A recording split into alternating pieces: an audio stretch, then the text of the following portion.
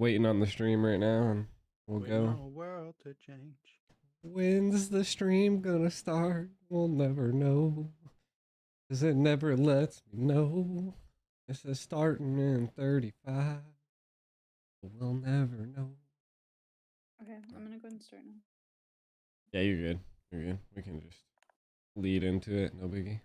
Your team is banning. Waiting on it to start. Waiting on start. the stream to start. Oh.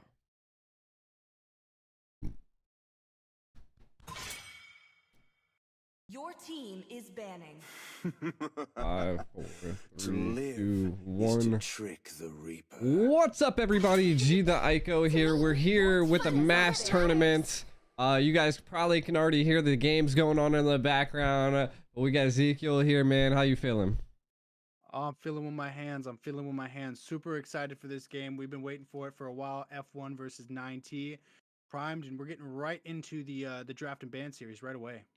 Oh yeah, it's definitely into it. Let's hop into it and see how it is going here. I'm looking at some of the back end side of things. Come and join me. If you want to carry this real fast. Yeah, so right now we are seeing we're seeing a Faramis, Lunox, and a Wanwan ban across both teams right now.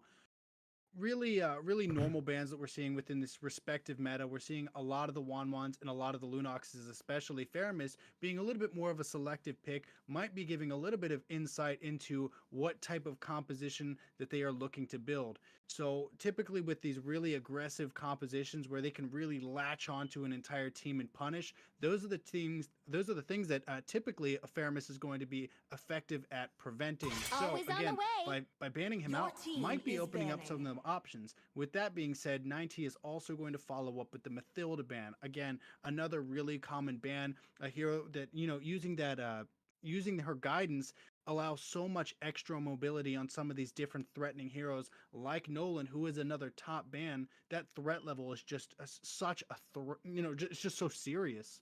Oh yeah, I can definitely see it, you know, along with the Lunox, right? And then the Mathilda, the Wanwan, all insane bands to roll through here. I mean, right now, I didn't see Wanwan played too much yesterday in the mass tournament, so I want to see if maybe that's something that, you know, is on the chopping block because of a certain player. So I can't speak for everyone's opinion, but in my personal opinion, I think Fendi's a pretty good gold lane, and I definitely think it's smart of 9T to limit any hero selection that Fendi's gonna have, because up to this point in the tournament, every person that we've seen Fendi go up against on the gold lane has gotten punished in one way or another.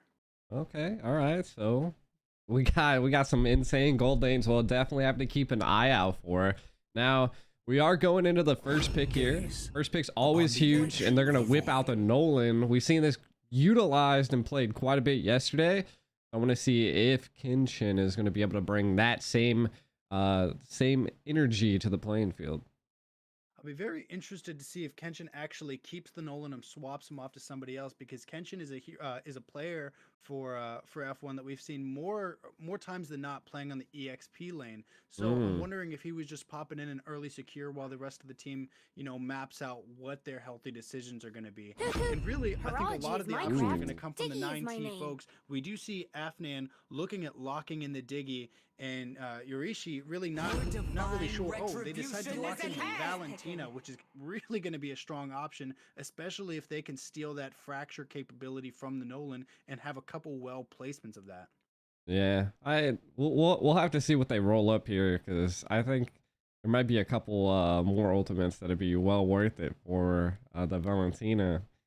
But we'll have to see. We'll have to see. Absolutely, but it's already a good start though. And we've seen Diggy being such a strong hero for a lot of these, you know, high elo teams, really being a character that whenever we typically see associated with a win.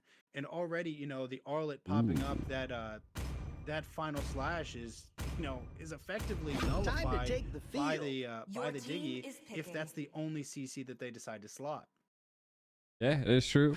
Picking up the Bruno too, which is a huge marksman to pull out here. I wonder if they're gonna maybe bite back and give a tank carry or something, because their team's a little squishy at this point. I'm They opt to go for a little bit more CC, get secure that Guinevere instead.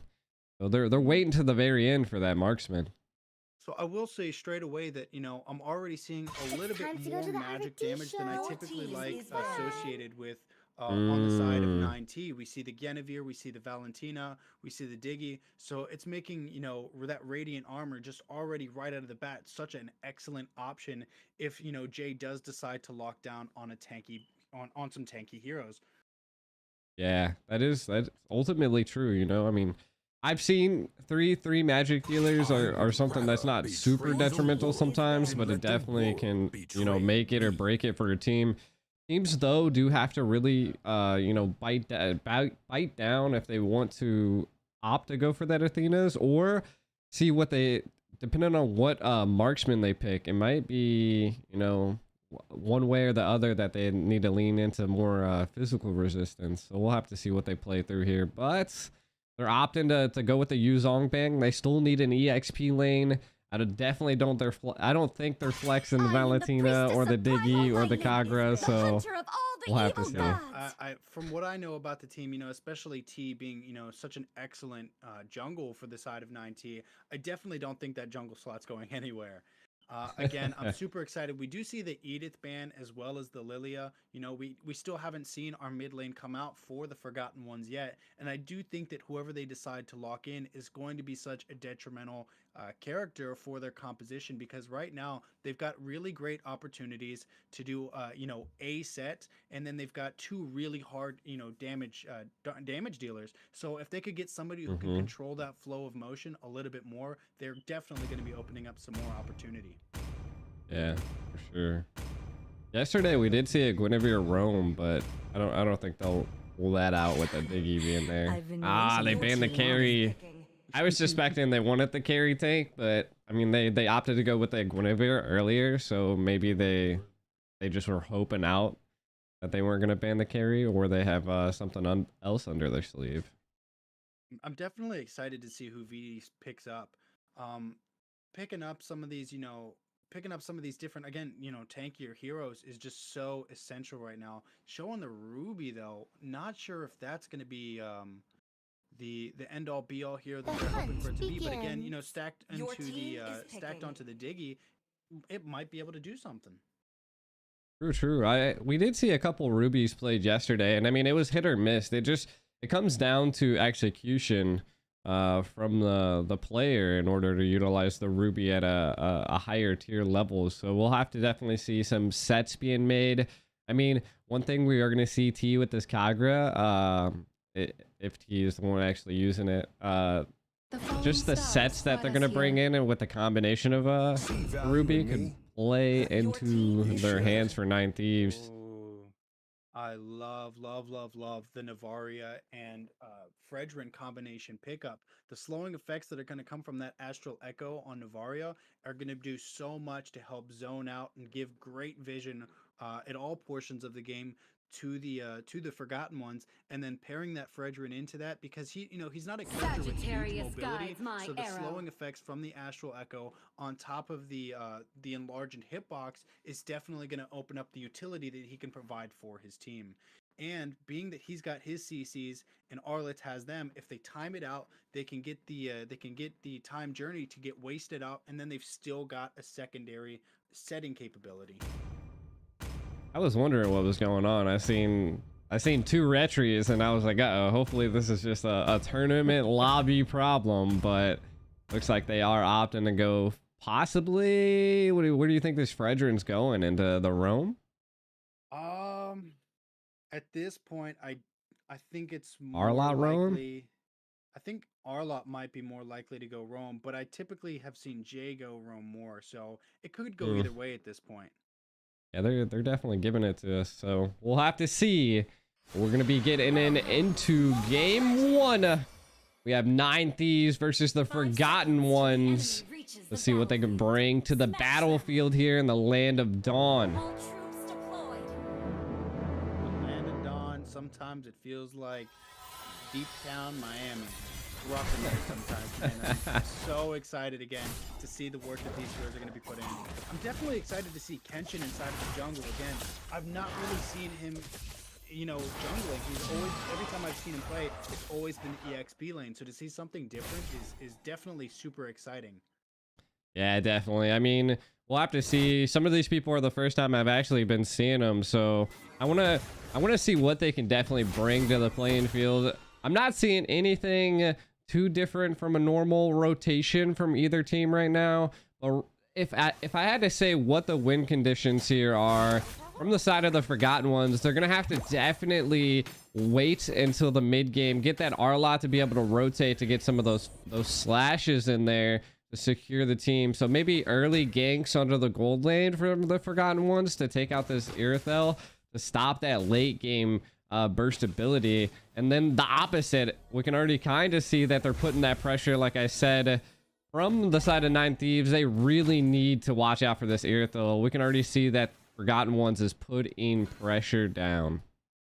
So for me, I definitely think that the Forgotten Ones' most important goal, if they want to effectively, you know, control this map, is going to be how they respond to the Diggy.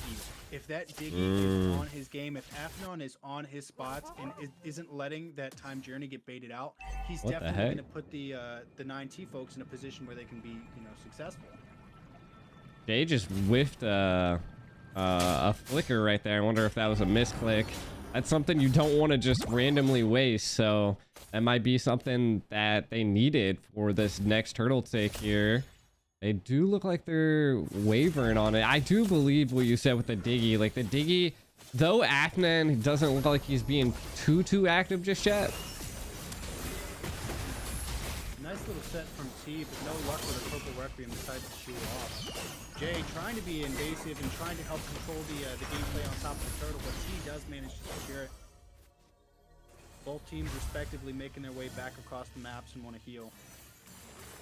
Oh yeah, I mean they're gonna have to show a little bit more tenacity there in the turtle takes, but hey, they did it here. Let's kind of take a look at some of the early items, see what's wavering here. We already see the steel plates being picked up by Savior, so I mean, we're already looking at a lot of physical defense on the Irithel. They're definitely going to have to build a little bit of sustainability coming up, but as much pressure as that is being put down on the bottom lane, I can see why.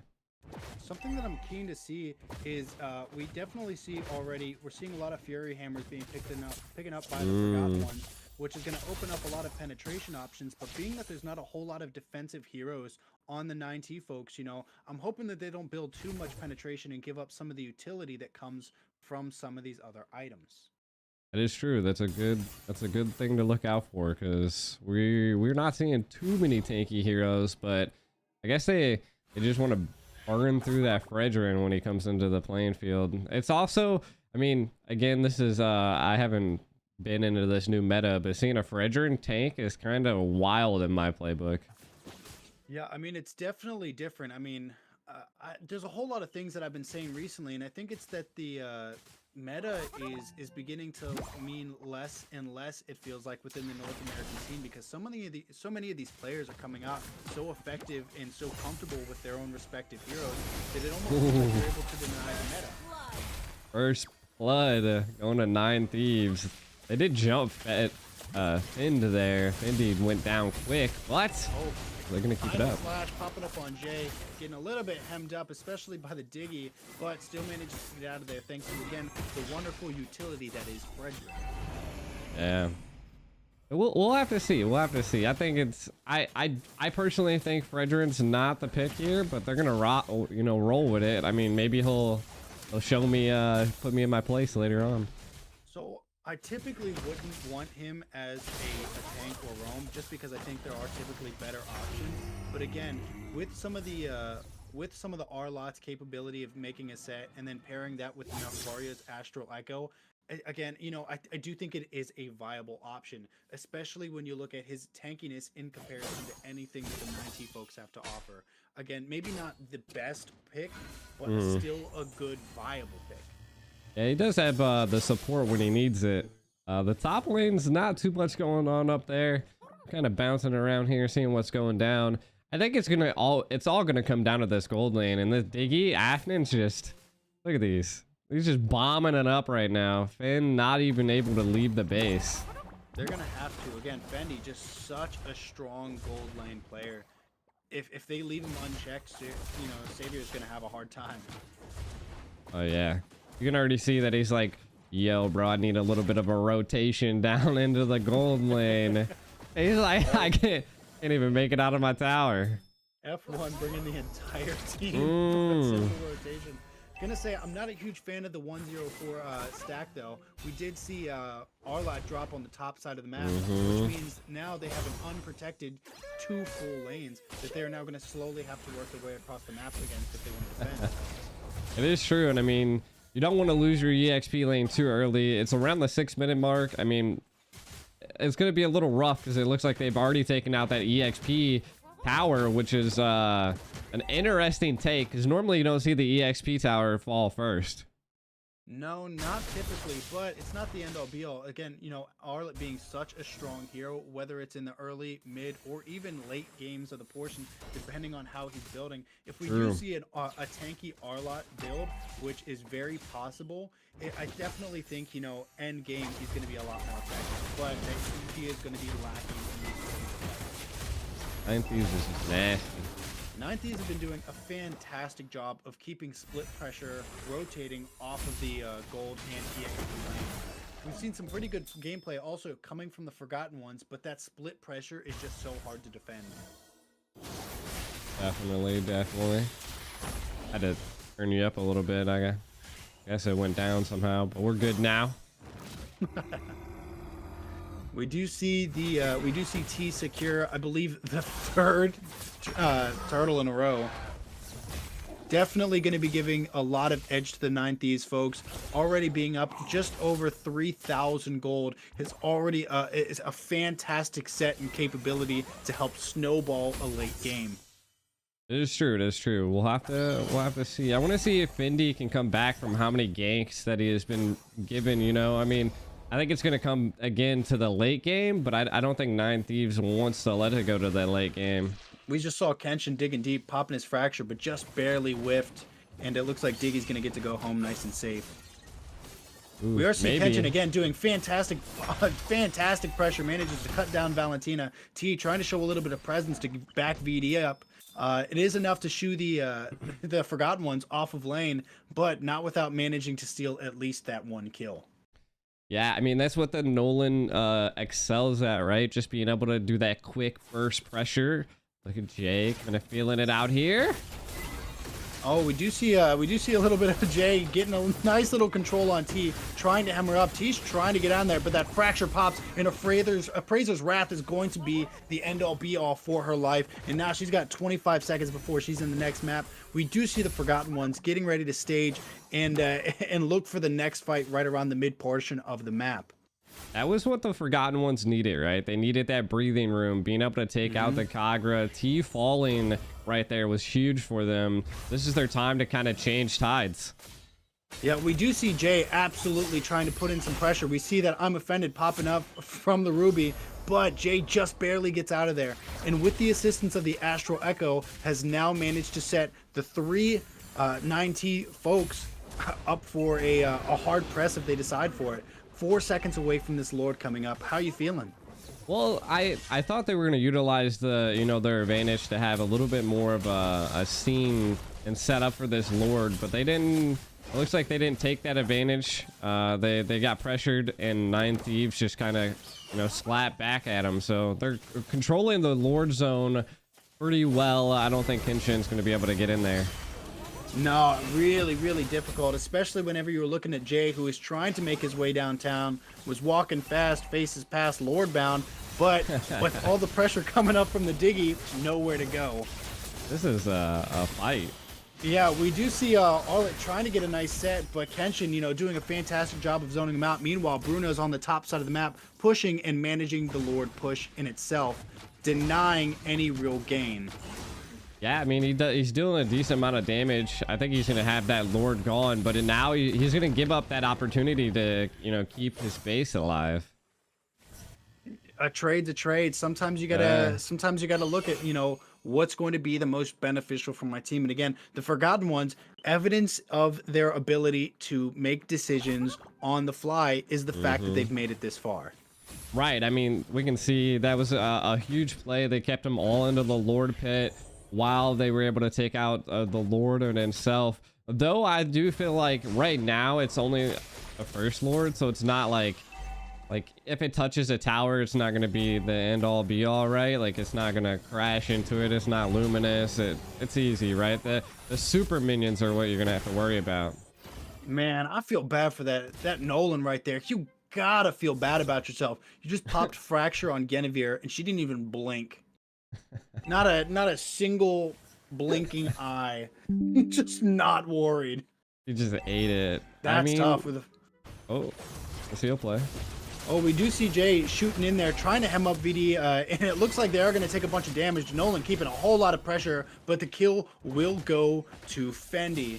Good for him. He needs that development. Again, such a strong hero. If you let him, same thing as that, same thing. Oh man, what is this? Jay not wasting any time trying to put pressure on T. Wow. Went from one fight straight into the other. No pause. I gotta give it up to Jay. I mean, he's pulling out some of these controls and sets. Uh-oh. You're in a whole lot of trouble going down. Just like I said about was trying to say about the Bruno, the Nolan is right there. They're just so strong snowballing heroes. You give them a little bit of ground, give them an inch, they're taking a mile. Oh yeah, look at them. They keep going. Jay getting a beautiful cut into the inner side of the turret. Afnan, you know, took a whole lot of damage, didn't go down, but does have to retreat, putting the Forgotten Ones in a beautiful position. Yeah, they didn't want to waste too much as the Lord's coming up in 25. They really need to keep control of this map, keep that vision, and keep T9 at bay. There's the only way. They just they're coming back, you know, slowly but surely. In the gold lead, you can see it. In the kills, you can see it. They're definitely clapping back. It sounds crazy, but I do think Fendi is going to have to pop Radiant Armor. Just because I just watched the burn effects from the 3 magic damage dealers on the side of 9T. They just weathered him so hard. He almost died purely from the trickle, you know, burnings. He's not building it either, so that could be the downfall for the Forgotten Ones, is not having that Athena shield on their carry. We'll have to see. This Lord fight's definitely going to make it or break it for either team. The map's almost equal. The points are almost equal. Conceal play. Nice. We are going to see the Forgotten Ones starting to stage to try and invade. Guinevere trying to dive in there and cause a little bit of pressure, but nobody really blinked back. We're going to see Jay not wasting any time to stack up on the Lord. Astral Echo popping up. Tension looking for a set. Arlet final sweep, but the Lord is going to go to Diggy, and Ruby secures a kill on Jay. T really putting the pressure down, is going to take Amister down as well. Kenshin on the run. Fendi really wishing he wasn't working on that jungle. Holy. I mean, he was able to whittle him down, though. Took out Savior. You don't want to lose your carry during a Lord push, so this might be what F1 needs to, you know, keep alive. I don't think... I don't know. We'll have to see if they can stop this assault. I think they got some work to do. Absolutely. Yeah. But I will say it's working to their advantage. All the minions are coming down in the gold lane side of the map so much earlier than the Lord is pressing, because that gives them a nice opportunity to clear the minions and then go defend that lane. Yeah, they definitely need to defend the siege. Oh, Jay trying to hem everybody up. Purple Requiem popping up from the T, but will take down Jay. No safety for him. Navaria still popping off a whole lot of damage. Might send Guinevere home, or at least to go heal. Lord taking a whole lot of pressure. Oh man, cut down just before he hits the tower. Yeah, Luminous Lord not able to, you know, make that super siege into that tower. And shiny boy, not shiny enough. Definitely not. And the biggest thing we did see is F1 actually... They stopped the siege, right? And I think it ultimately came down to Savior being a little bit too greedy, popping that heavy crossbow to try to, you know, take more from it, when they could have just utilized their time, bided, and then, you know, pushed with the Lord. So there's really mistakes happening on both sides. Really interesting pickup. I think I just saw T slot up the Guardian helmet, which is a really interesting pick for her. Because she's got that full tank build, you know, not really hoping to utilize the damage of the Guinevere might be a little bit of a setback for the side of Forgotten Ones and how they can build. So, you know, maybe that penetration is going to work in their favor. Could be. I mean, that's what they're hoping for. I mean, we can see that Jay is an absolute menace on the Land of Dawn battlefield, just controlling 9thieves at every direction. One thing I gotta give up to F1 is they're definitely, they know when to take picks. And 9thieves though, they're mechanically strong. They fall into a lot of those traps that F1 sets. Yeah, but I'll tell you what, it's definitely not over yet. With a lot of the controlled objectives going in favor of the 9thieves, they're definitely in a position to continue to be aggressive. Oh, VDE taking a whole lot of pressure, goes down real quick to Quirky. Free kill for the Forgotten Ones. Yeah, I mean, that was a good play. 10 seconds to the Lord. Yeah, I was about to say that. I mean, that's something you don't want to have happen. And Afnon taking so much damage, Savior being at half health, they are not in a great position to contest. Just as I said, they had the ability to, just proceeding to show me wrong and make me look like I don't know what I'm talking about. Kenshin not wasting any time to put pressure on the Lord. Jay, beautiful cut position between the entire 9thieves folks in that Lord. They know if they cut in, they're going to get stuck. Yeah, I mean, from the side of 9thieves, we need to see that they need to shut down Quirky. They need to shut down Quirky, and they need to shut down Kenshin. Again, they have still quite a few towers left. I think they're going to be able to, you know, proactively stop this siege by F1, but that's definitely what they're gonna have to focus down on here, and it again might be a little hard for them to do since T went at that tanky route and not a damage route. So I think what we're seeing now is 9thieves is lacking in damage. So right now we're finally going to see an equal playing field at 50,000 gold, 6 kills to 8 kills. Granted, the 9thieves are still leading by a few turrets, but not enough to really make a huge difference. If the Forgotten Ones get one big fight with this Luminous Lord, they are definitely going to be staged to take some more. It looks like Lord's getting ready to press in and just wipes half of the damage off. But with that being said, the 9thieves are absolutely cutting through that Lord. Wow, look at the damage coming up. Fracture takes down T. Arlet drops as well. J drops as well. No holds bars. Granted, the 9thieves did manage to come out with 3 heroes from that fight and from that defend. So did the Forgotten Ones. The difference is we see that we see Bruno and we see the Nolan both on the top and bottom lane taking 2 more turrets, and just like that, we've got an equal playing field. Yeah, I mean, it's coming down to the late game now. You know, all the heroes are engaged. Like you said, the gold lead is pretty much about equal. We're almost we're approaching that 6k or 60k mark, so that means like everybody is online. It's coming down to builds. One thing we haven't seen happen just yet is immortalities are not there just yet, and I think that's when certain plays are going to come in that are going to be either detrimental for one side or going to be the winning factor. So for me right now, the big thing that I'm saying right now is the big thing that I said before. If the Forgotten Ones can continue to shoo off the Diggy's the time journey and prevent him from effectively shutting down their ability to pop off their CCs, I definitely think they're in a position where they can make something big happen. But at the same time, if their timing is just a little bit off and they meet in one big fight, I definitely think that 9thieves is leaning in the direction where they can be successful in that. Yeah, but look, I feel like Forgotten Ones are about to make a good play here, though I do think 9thieves could counter this play, so let's see if they're gonna make it. If they don't, I mean, they could be waiting because the Lord's at 15 and they're just keeping it. Oh, Jay shoots in, not wasting any time, trying to trickle up. We do see that final slash popping up. Astral Echo trying to shoot it off. T, not wasting any time, super invasive. We are going to see Savior getting a kill on the Arlet, but Kenshin takes down the Diggy just in time for the Lord to pop up. Diggy not being present, you know, is that going to outweigh the not having Jay and not having Amister? Only time will tell. 9thieves, again, not wasting any time to start up on this Lord. They know that they need to secure it. Fendi, you know, trying to find the right position, especially with Quirky. Nolan finding his way up, but instantly getting caught up by that Ruby, and then caught up by T, pops Fracture, but has to play defensive and retreat. I think 9thieves has got this Lord under the bag, and they do. So now we have to see another Lord defense from the side of the Forgotten Ones. But as time trickles on, we're going to see that Luminous Lord become more and more potent, which is definitely going to make for a harder defense for the side of the Forgotten Ones. So again, if they can split the map up and if they can split up the 9thieves and, you know, just in time to prevent one of these lords from really getting into their tower, I think they'll be all right. But if not, this could be the final push. Could be. And I mean, we're seeing such a back and forth game that this is what Forgotten Ones have to, they have to mount up a defense here, you know, like they're gonna definitely need it. They're gonna have to keep Kenshin alive, and immortalities have been picked up.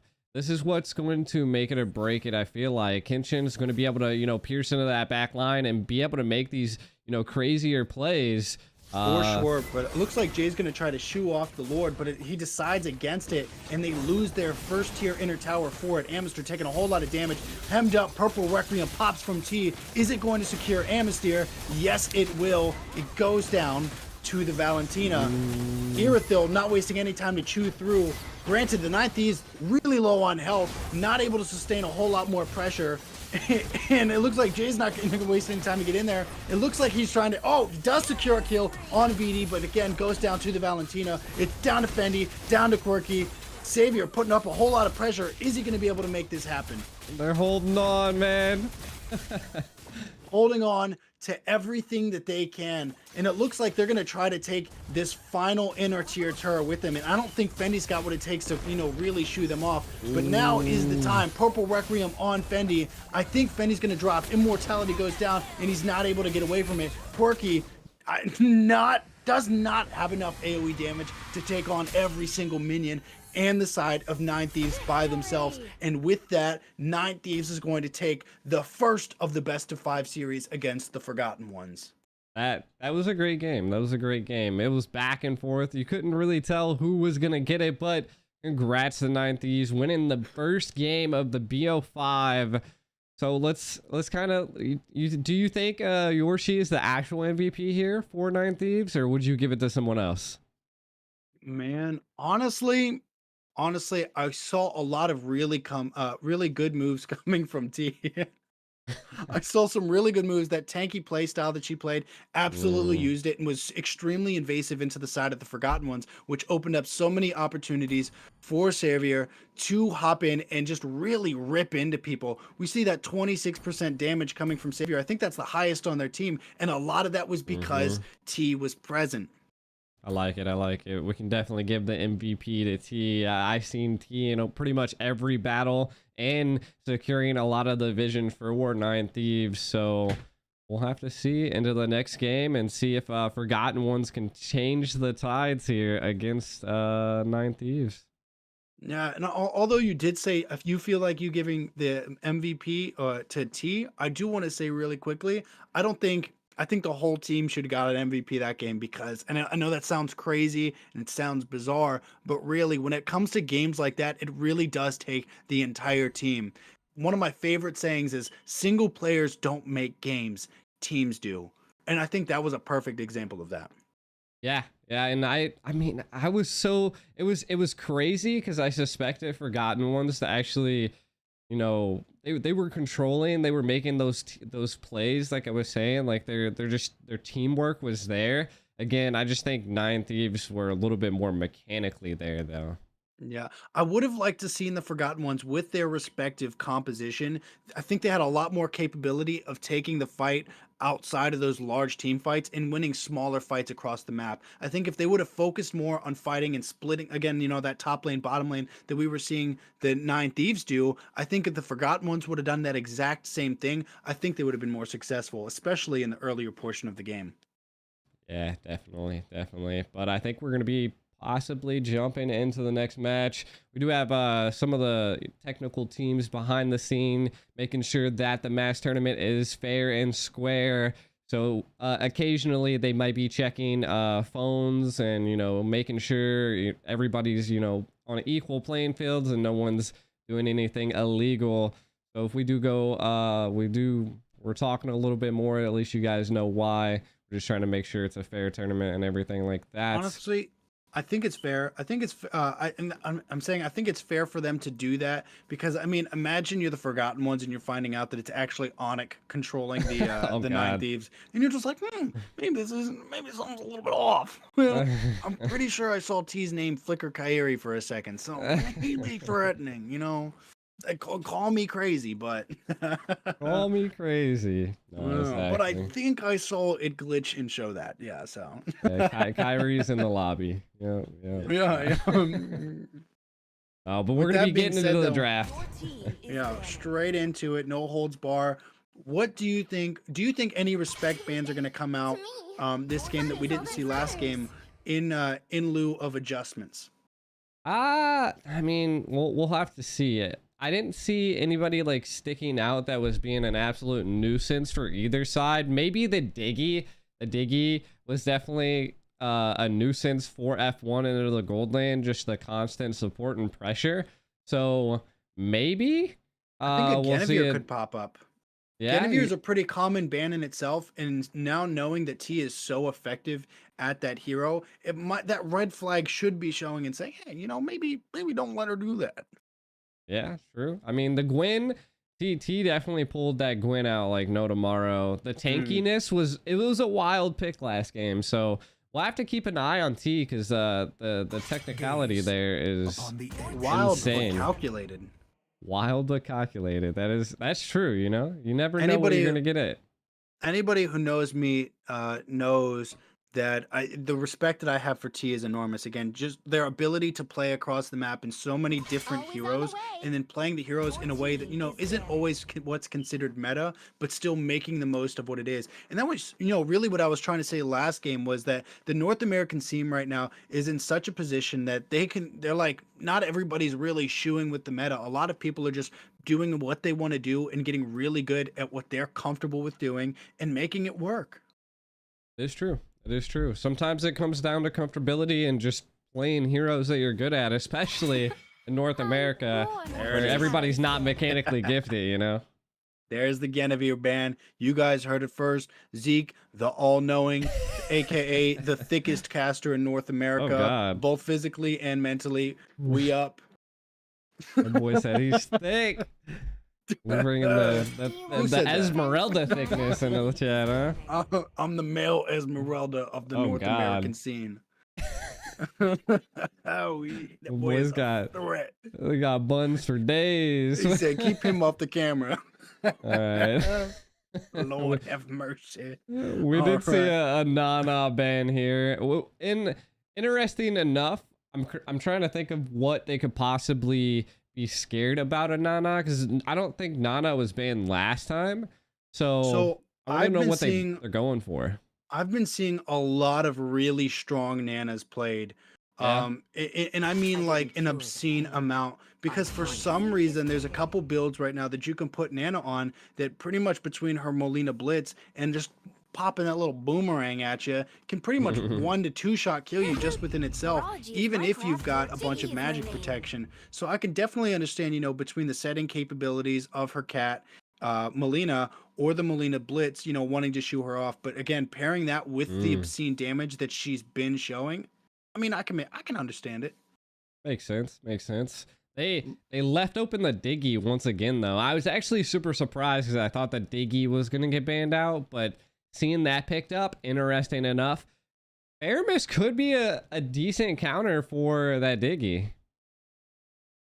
I mean, it's tough. It's really going to come down to timing. So I know for a lot of big fights that I've seen personally, it feels like the person who, or the team that decides to use up their ultimates after the fact are typically whoever comes out on top. So again, I think that's going to pair into the Yorishi versus Quirky play. I think if Quirky can get Diggy to pop the time journey first, the Netherrealm will succeed.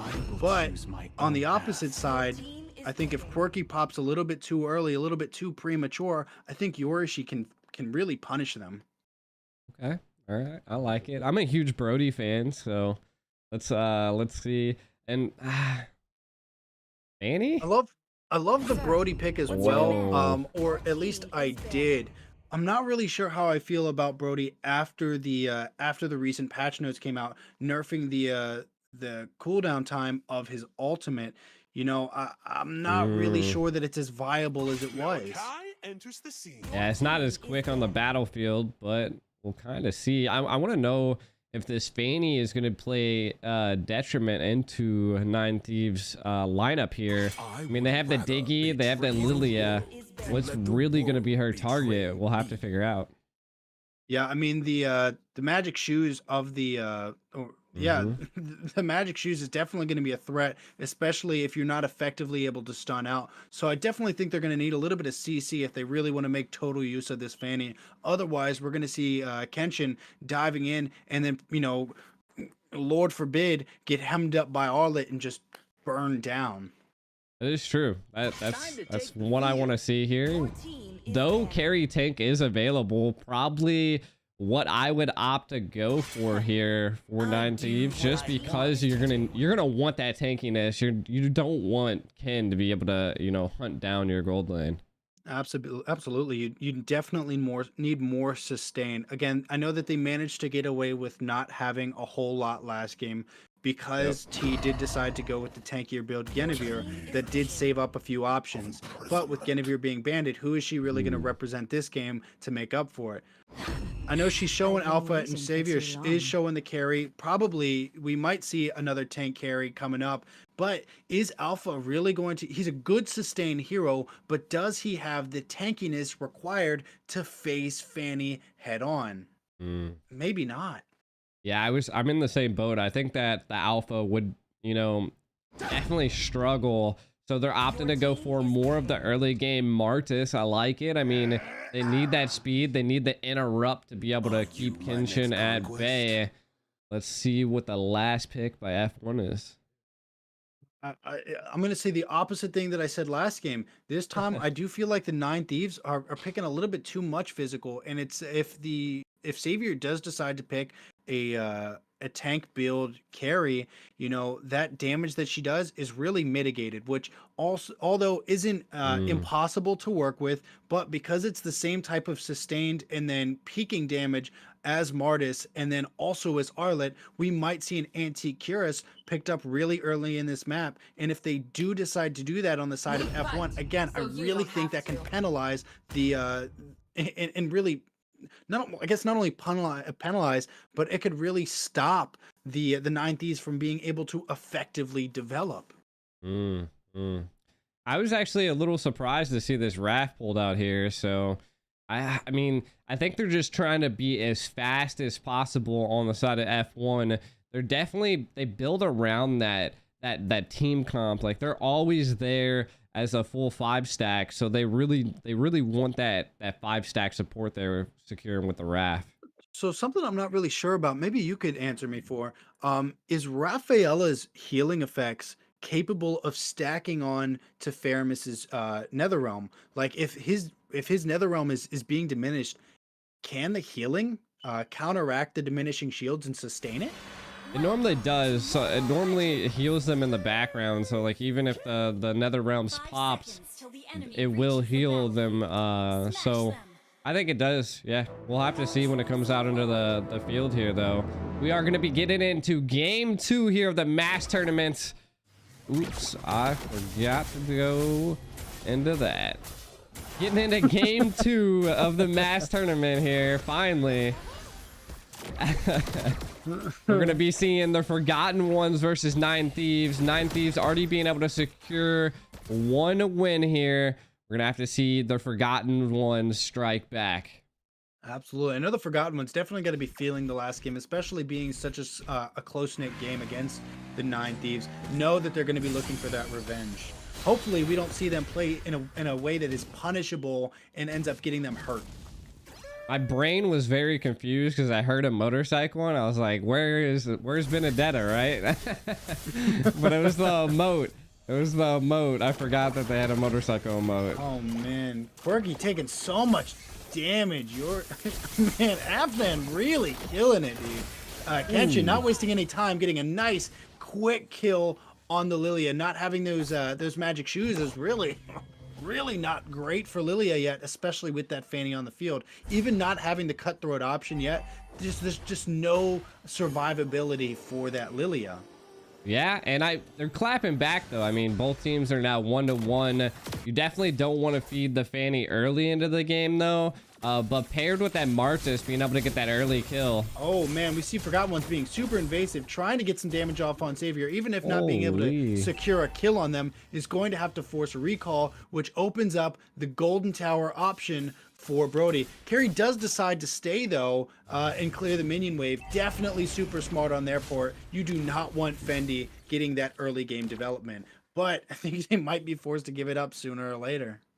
So I want to say, like, one of the smartest things that I've seen is Savior picked up Vengeance. He only lived in that engage because of that Vengeance, being able to just be so tanky. So that Vengeance was such a great call, but is it going to be a problem when you actually have to get into team fights? You're not going to have any escape ability on the side of 9thieves. So I don't think it will. I don't think it will too much. Typically when I see tanky carries, I see the Vengeance, because I don't think because she's a natural damage dealer, having the having that tanky items like helps, but it isn't foolproof. So I really don't think I don't think without the Vengeance, the tanky armor is still enough to make it a viable pick. Fanny does secure a nice Lord, super aggressive against T. T does manage to get a kill on Jay, but will they get away from it? Oh, beautiful Netherrealm save, and Quirky is going to secure a kill on T. Having that early death, especially on that core hero, is definitely going to open up some free movement for Kenshin. Yeah, shutting down T early is definitely what you want to do against a Martis, because that early game is devastating. We did see some great utilization. I felt like 9thieves, just overstayed their welcome at the turtle there, and they were trying to pick as much as you could possibly do. Yeah, I mean, especially when I think that Martis thought that the Netherrealm was out when it wasn't, because we did see him pop up and try to make that execution on Quirky, but it was denied thanks to that Netherrealm. So after that execution was whiffed, they were forced to try to get out of there, and they just couldn't do it fast enough. It's true. It is true. And to see what they're pulling then down here at the top putting lane. up a whole lot of defense against VDX, really trying to rip in on each other, but beautiful fight back from Terizala, not giving up any space, is going to send T and friends towards the middle portion of the map against the 3-man army that is the Forgotten Ones. Yeah, man, they're definitely holding their owns here. Let's kind of take a look at some of the items that are dropping in. A decent bit of penetration being picked up by Forgotten Ones. What was that? Oh, poor VD. Popped Final Slash, whiffed the Terizala, landed it all on minions, and then accidentally dove a little bit under tower. Hey, you got to back up that sheesh with some sheesh moments. Man, that's... And, as Ricky Bobby once said, if you're not first, you're last, and I definitely think VD was last on that fight. Granted, he didn't go down. I definitely think it's something that he's not going to live to let down. Yeah, some mechanical mishaps happening. Turtle fights kind of going on, and they're waiting and baiting it at this point, seeing what they can get. He being a little bit deep, hopefully doesn't get punished for it. Playing on that backside, looking to get that entry on the turtle, but the Forgotten One's doing a fantastic job of zoning it out. Amister trying to set that zone. Penalty zone does drop, puts T in a position where they can't respond. Fanny secures the Lord, but goes down to the carry. VD taking a whole lot of damage, but does manage to help T get a nice kill on Amister. Yeah, that torn apart memory is just barely almost ended the R lot there. Definitely gonna have to watch out for that torn apart memories. Absolutely. These teams are both waiting on a world to change. Both teams knowing that they need that early game snowball if they truly want to be effective. The Fanny, like the Martis, is just so dependent on that early advantage. Oh yeah, and we can kind of already see that both of them they've taken a death early on too, right? I mean, that's not total for detrimenting for the team, Might have a pick here though. Oh man, Xavier taking a whole lot of damage. Fendi really prying on him. Jay gonna help him with that exist. Does use the torn apart memories to land a nice kill and takes a tower with it. Fanny diving in, but to no avail. Shoes off the 9 Thieves and manages to get home safe as well. Yeah, I mean, that was a great pick, right? You've already taken the gold tower. You already, you know, put quite a few kills onto 9 Thieves here. We do have a little bit of a pause, a technical pause here. I'm not sure who paused it. I'm not sure who paused it, but I'm kind of excited that they do because it gives us a chance to really just soak in the atmosphere of everything that is going down. Both teams being super aggressive, but passive enough that they're not getting punished for overextensions. We're seeing a little bit more fight back on the off lanes and a little bit more success because of that on the side of the Forgotten Ones. But again, both teams still in the fight with the 9 Thieves leading this game by right around 500 gold with a 4-4 matchup. Yeah, and looks like we're coming back. I'm wondering if maybe the carry DC'd or something. Could have been a little bit of a mishap, but it's okay. We're back here. Honestly, I feel like after that flush out and death, I feel like if I were that carry, I probably would have logged up for a second too. Just give me a second, guys. Like I'm gonna go cry. I need to go cry for a second. I mean, that's what happens when you have a Fanny, you know, and then the Brody's just able to, you know, you think you're getting away? Nah. That torn apart memory can tearing really you hurt. apart. Yeah. Pun. You really get torn apart by that memory. Fendi staging themselves really nice back against T, getting off a little bit of damage. He's gonna pop in. Oh, but just barely whips. No health left for T. Is gonna go home safe and sound. But the opportunity that it has opened up now for the Forgotten Ones is to stage and have a relatively unchallenged Lord, unless they decide to wait too long, which it looks like they are, and it looks like they're going to lose that easy take. Wow. Beautiful play by VD, manages to take that mid lane tower. We are going to see the Nether Realm pop up, but no real loss there. I mean, losing a mid tower is, I feel like, pretty detrimental. Not only losing a mid tower, they lost their position around the turtle as well. And lost the turtle. Yes. Yeah. So it was huge for 9 Thieves at that point. F1 really needed that. VD really made that play happen. Props to the Arlet. We're seeing that pressure coming up from Xavier is going to secure another tower. 2 towers against the 1 tower taken in favor of the 9 Thieves. Now leading by roughly 2,000 gold. We are seeing the 9 Thieves starting to set the stage for successful team fights later to come. Yeah, I mean, this is what we're going to be seeing as the game gets later and later, is that the Fanny's going to just start falling off. I mean, the Martis does as well, but I still feel like Martis is playing a little bit more into that early game than the Fanny is. Fanny doesn't have the ability to get picks, and they're not in the right place when they need them. Oh, nice little pullback from the from Quirky, but isn't going to be enough. Xavier taking out. No, torn apart memory secures a quick, decisive kill on carry that I think Fendi's going to get a free tower from. Tension looking to set the stage and be super aggressive with T, who's already in the wrong team's jungle, but with the presence of Afnan and Yorishi, they decide against it, and I think that's wise. Hey, they was still able to secure their blue buff there, so Fanny's definitely not down and out. If they would have lost that blue buff, it would have been hard for F1. The breathing room would not have been there. We see absolutely. F1. Yeah, I mean, absolutely. Talking about VD taking a little bit of a hem up, coming up, setting up that triple, that final slash, but still going down to Fanny. Another free kill for Kenshin. We do see that the Forgotten Ones, you know, same thing as last game, putting themselves in a position to respond to every threat that they take, every L they take. They pop up with a dub and put themselves back in the fight. Yeah, definitely, and we'll have to see. The first Lord is coming up. And I think it's gonna be a make it or break it here. Both teams know how to fight it out though. So even though we are seeing 9T holding a little bit of the lead in towers, I think that this could be anybody's game on this Lord take. Absolutely. So now, what do you think has to happen right now for one of these teams to pick up over the team and the other team and really, make something big happen? I mean, they're just gonna have to have position around this Lord and get a pick. Oh, beautiful final slash coming up from the Arlet. We are going to see Netherrealm popping, trying to keep that team safe, but Quirky taking a little bit too much damage. Amister going to go down, forcing that torn apart memory from Fendi to try to shoo out of there. Now the 9thieves are going to be taking that purple buff from the Fanny and starting straight into the Lord.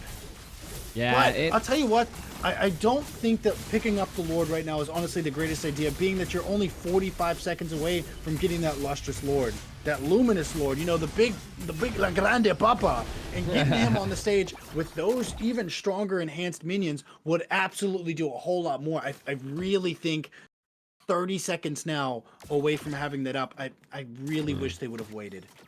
Yeah, I can see it, but I think it's ultimately that they have that 2k gold lead and they just want to keep that, right? They just want the Lord no matter what, so it's on their side and not the enemies. I could see it happening. I just don't know if North America's technicality can get It's there yet. I mean, only time will tell in the land of Dawn. And speaking of time, I think that time journey again from Afnan has really been putting in some work. I definitely think Forgotten Ones needs to start looking at potentially banning that out. Trying to shoo off a little bit of damage and trying to trickle down this Lord, but not doing a fantastic job. Fendi's, holding it back, and it looks like he will manage to actually prevent it from getting into an inner tier tower, but not before a minion starts to make his way into the gold lane side of house. And Forgotten One's doing a really good job at being overly present pretty much everywhere, but still taking that 2 to 3 tower loss hurts. It does. I mean, they're gonna have to definitely keep defending because they don't want to lose one of these towers too early. Those minions absolutely putting in work on that Lord. I think the minions at this point are trying to get the MVP themselves, not really caring. Amister taking more damage than they want to. Carry trying to get in there, but Fanny instead dives and shoos them off. Torn apart memory does secure a kill on the Diggy. I mean, that was a good defense. Good defense. They didn't lose their tower. Hunting. Will Kenshin find a kill? I think they might. And Fendi takes it from them though, shutting down the Lilia, now with a 5-3 hero placement on the map. India is keeping F1 alive. I told you, Fendi is such a good marksman. I think to underestimate him is to underestimate the Forgotten Ones. I can see it. I can see it. Woohoo! Beautiful pressure, but a beautiful response in final slash coming from the Arlet, giving them a nice kill on Quirky. Quirky's first death of the game. Yeah, I mean, Afnan kind of was getting CC'd there, but it wasn't enough for the team to take it. This motorcycle is just mind blowing me right now. I'm gonna move away from that. Too much boom booms. I'll tell you what. Right now, I definitely think the opportunity to split push, especially utilizing that, utilizing the Raffaello on Jay, exists. In lieu of the Fanny's presence, if they can place it on the other side of the map. I definitely think at this point, split pushing across the map would be in their favor and might help them gain a little bit more ground. With that being said, we are now seeing the luminous Lord, La Grande Papa, showing up, ready to show down and help one of these teams into the other's base. Yeah, they did have to just utilize the retry to secure that blue buff, so they need to kind of wait it here, right? If they over push this Lord, are they going to have the retry in time? Savior's hungry. They're chewing it up, but let's hope the Forgotten Ones, really decide to chew it in. Afnan creating a whole lot of distance, making it difficult, and they decide to not oppose it. Wow. I think that could be the downfall right there. I don't know if it was maybe a miscommunication, but dude, Kenshin, the F1 could have got in there and possibly stole that Lord, but didn't. It was a risky play if they wanted to. Agreed. I definitely think that if Terizla would have bitten the damage on that entry and created an introduction for the team, they definitely could have made themselves in, especially with the speed enhancement coming from the Raffaella. Yeah, exactly. So I think a little bit of a passive play by F1 might smell their demise here as 9thieves pushing their possible final siege. It's going to be tough. Lucky for the Forgotten Ones, they've got COVID and they don't smell anything right now. We are going to see the 9thieves not wasting any time to cut down that last tier turret on the mid side. And we're going to see the Lord just staged off just enough that they can't really make anything happen with it. Finally getting inside of the tower itself, but the base not sustaining enough damage to really threaten the Forgotten Ones yet. Only thing left is minions, and Fendi's got minions for days. Yeah, that is very true. And they're going to take that last hour. If they can get a pick here, I think they can end. It's tough. There's not right now. The 9thieves are a little, in my opinion, overly present for not having the minions that they need to actually make something. So even if they were to engage and win a huge team fight, not having minions means they would just be waiting for something. True. I have seen that from the side of 9thieves. You know, they just overstay their welcome a little bit too long sometimes on some of these engages. So again, if F1 was able to utilize that to their advantage, they could maybe make a play. I just think F1's fell out of that pace. Right now, I what you said earlier is what they really need to do. Split play, split play, split pay. That Fanny should be always on the opposite side of the map. Exactly, especially when you're looking at the Forgotten Ones being about 7,000, almost 8,000 gold behind. That's pretty detrimental. To try to face the 9thieves in a head-on fight right now is just a death wish. And you can already see we do see a 4v1 coming down on VDZ. You know, cut down, no hesitation. Rafaela securing a kill. Today she's praying for death. She's not a healer, she's a destroyer on the battlefield here. With the new Freya legend skin, the difference between the two starts to slowly fade away. That is very true. We'll have to see. With them getting this pick with the Lord coming up in 10, if they can burn this Lord down fast enough, or maybe even get a decent positioning on this Lord, maybe F1 can utilize this to their advantage. They need to do it now though. Honestly, I would love to see the F1 guys. I mean, I see that they're super present on the Lord and they're probably not going to go for it. But what I would have loved to see them do is put a few heroes on Lord, stall it out. You know, even if they know that they can't win with only a few heroes there, if they could stall it out and then cut across the map and take as much ground as possible, that might have been in their best benefit. We are going to see a whole lot happening near the Lord. We see that Netherrealm pop, but it isn't enough to, with that final slash popping up, Kenshin and Amister both go down.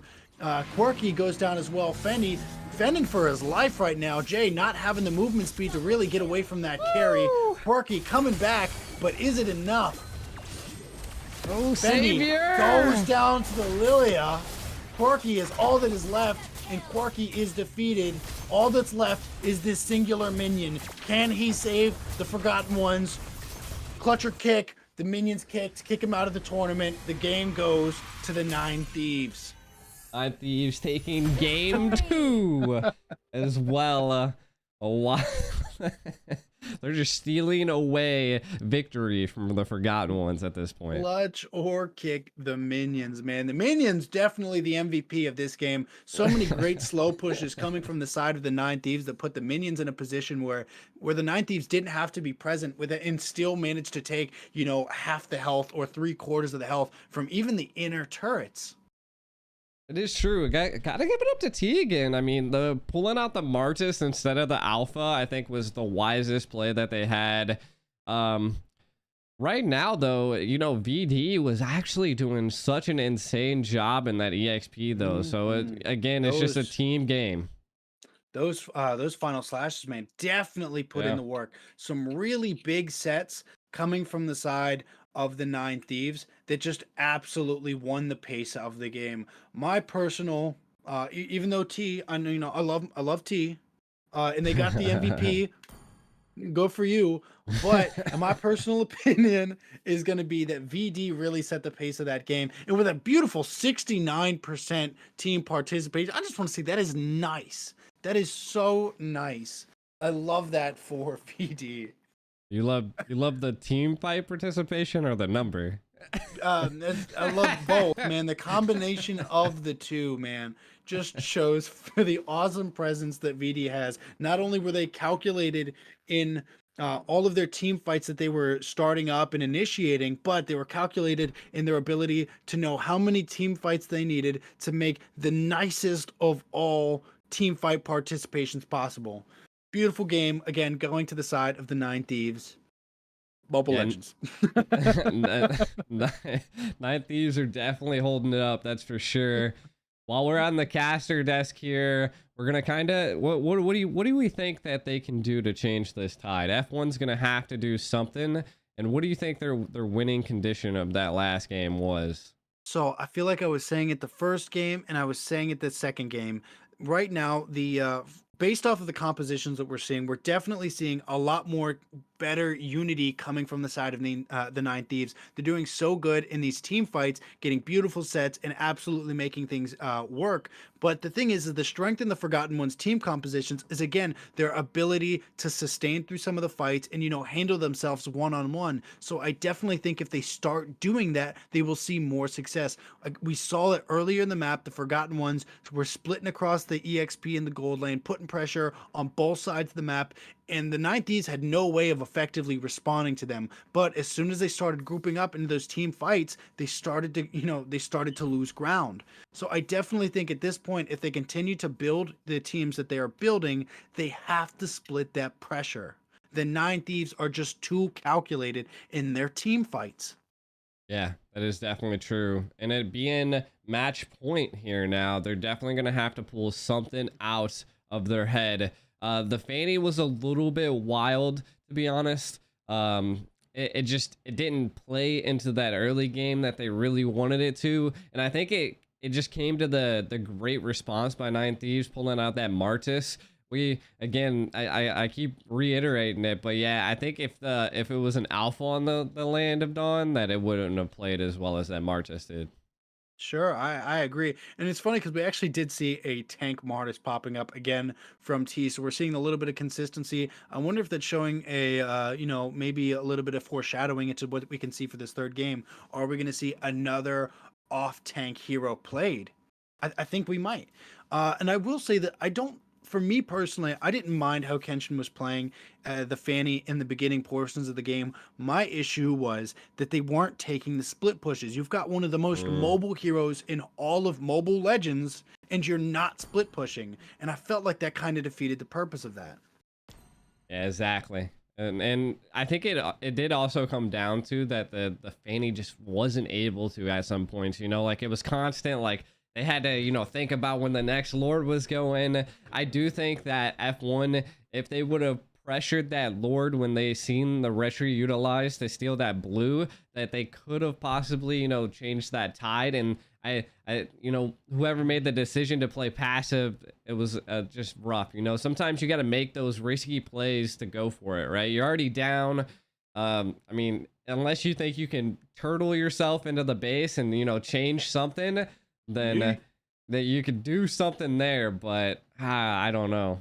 Something I definitely think that the Forgotten Ones had the opportunity to do and didn't do enough was those early game invasions. Again, with that Fanny, they could have been super present, and that mobility can almost go unchecked prior to that level 4, because prior to level 4, nobody's really got the things that they need in their toolbox yet to really keep the Fanny off of them. So if we would have seen some earlier invasions and some earlier sets from them, we might have seen a little bit more of a snowball effect coming from them. I guess that goes right into what you were saying, though. That just not aggressive enough gameplay coming from Fanny in the early portion. Well, that too, and they were kind of aggressive, but I think it was like 9thieves was easy. They had easy responses, right? Because like early in, the Lilia died fast. First one died, but then we seen the EXP lane fall, so it was like, yeah, you just got first blood, but now like they're clapping back, and like you lost your EXP, so it was like it was just a little bit of a hit miss here. And I think where the Forgotten Ones are trying to figure out if they're maybe subbing someone in Possibly. I'm thinking it's the EXP. If I'm not mistaken, on both of our games, we've seen the EXP was just struggling. So I don't know if there's just something mentally there, or they're just So not performing the right best. now, I think the Forgotten Ones, regardless of whether they decide to sub out or not, really need to take a second and recollect themselves. Granted, this is the final game that the 9thieves need to secure the best of 5 series against the Forgotten Ones. The Forgotten Ones by no means are out of this series yet, and all they have to do is breathe and slowly work themselves into a position where they can be not only smooth but effective, and like peanut butter, really just make the sandwich. And if they can feed that, that respective sandwich to the 9thieves and make them eat it, then that'll be a game. And then just like that, they snowball effects, even with games, are absolutely a thing, because once you get into the head of the enemy, it becomes hard for them to get you out of it. So if they can, again, take that second, breathe, relax. You've got one more game to lose before the series is over, but you are not out of this yet. So breathe, come back into it strong, and bring your best. And if all else fails, give me a good game. Everybody who knows me knows that the only thing I care about is the best gameplay that you can come up with. And with that being said, we are going to get into the third game of the best of 5 series. Again, 9thieves versus the Forgotten Ones. Yep. So this is match point here for 9thieves. If they can win this, then if I'm not mistaken, they move on to the semifinals.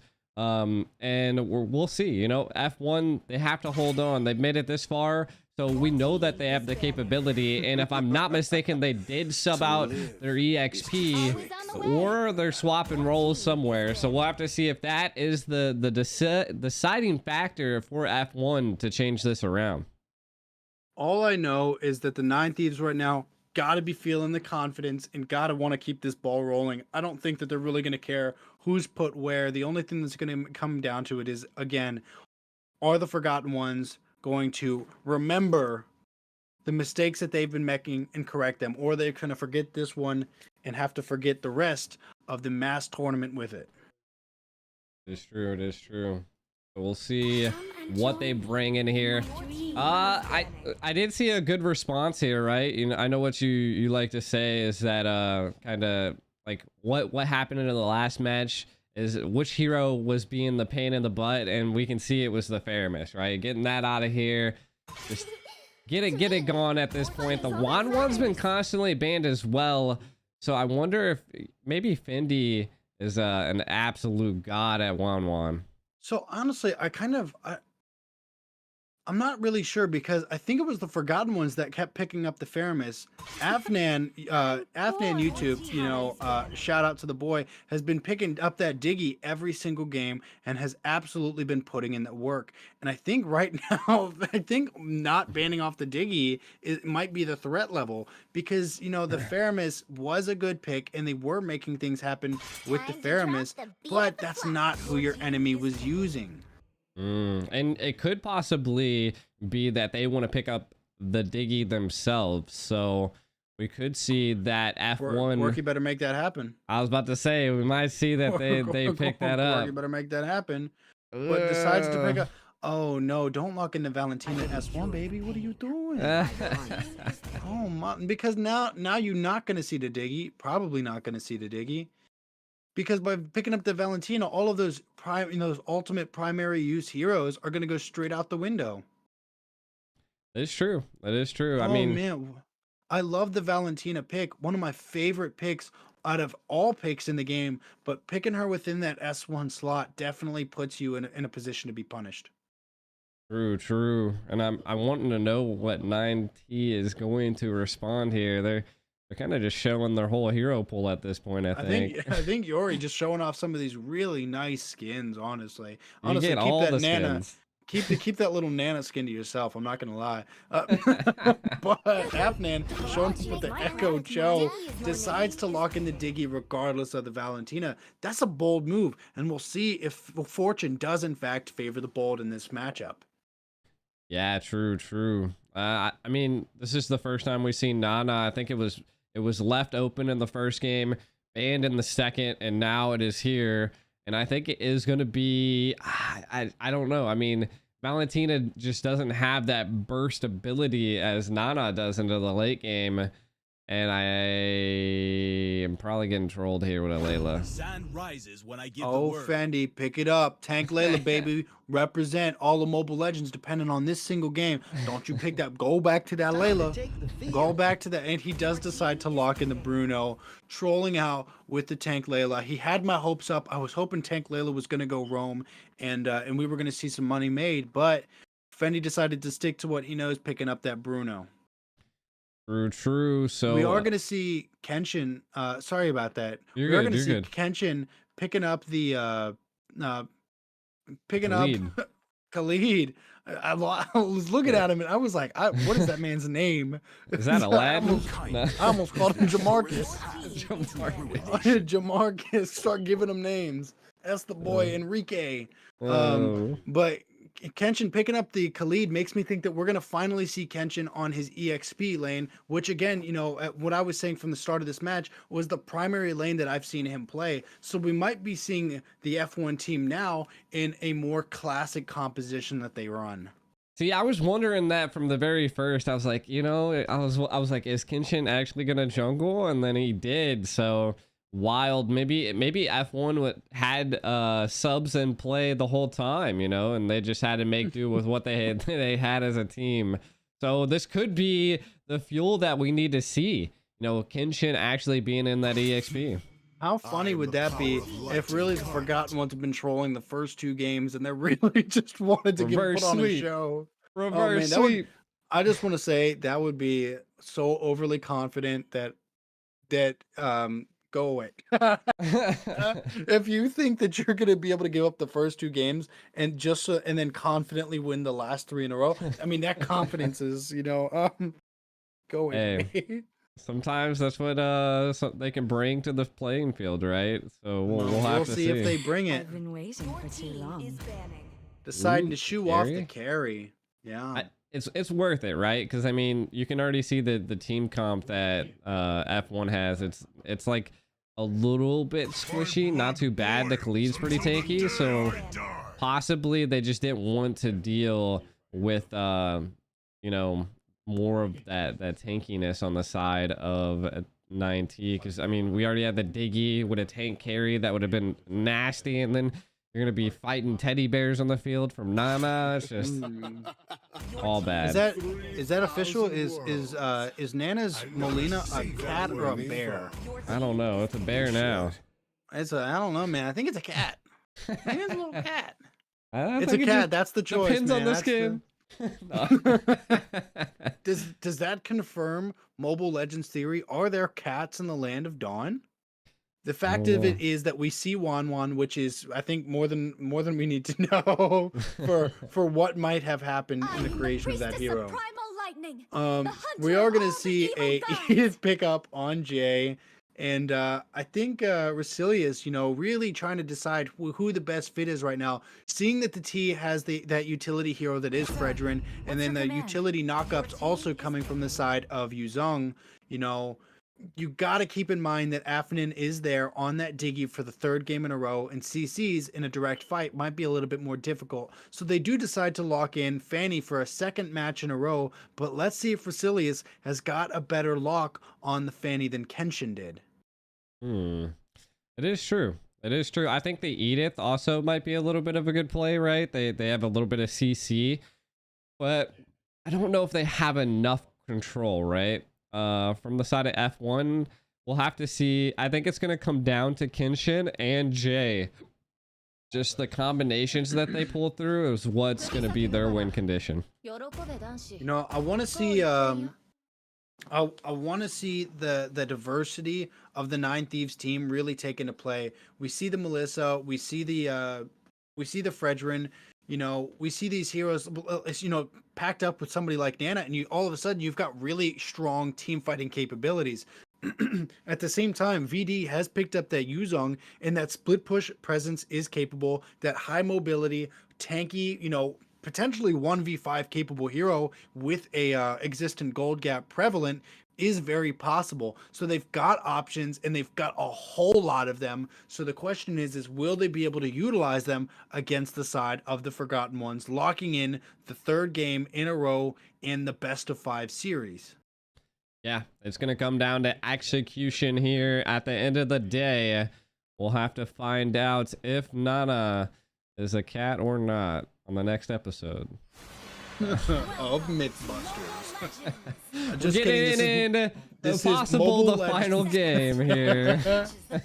Not Mythbusters. Mobile Legends. Yeah.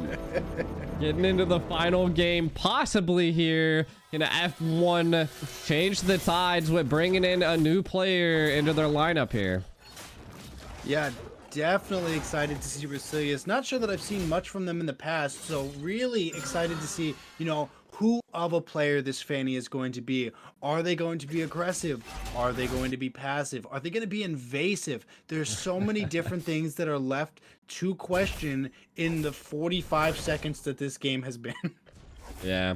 We'll have to see what they definitely bring.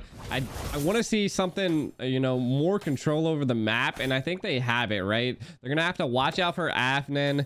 Really, if F1 just puts all their pressure on Afnan on the Diggy, I think that would be like the win condition for F1, just because it's going to be really hard to get and capitalize on taking out Savior, right? This Melissa that go away is just too great to stop a Fanny, but I think they might attempt it.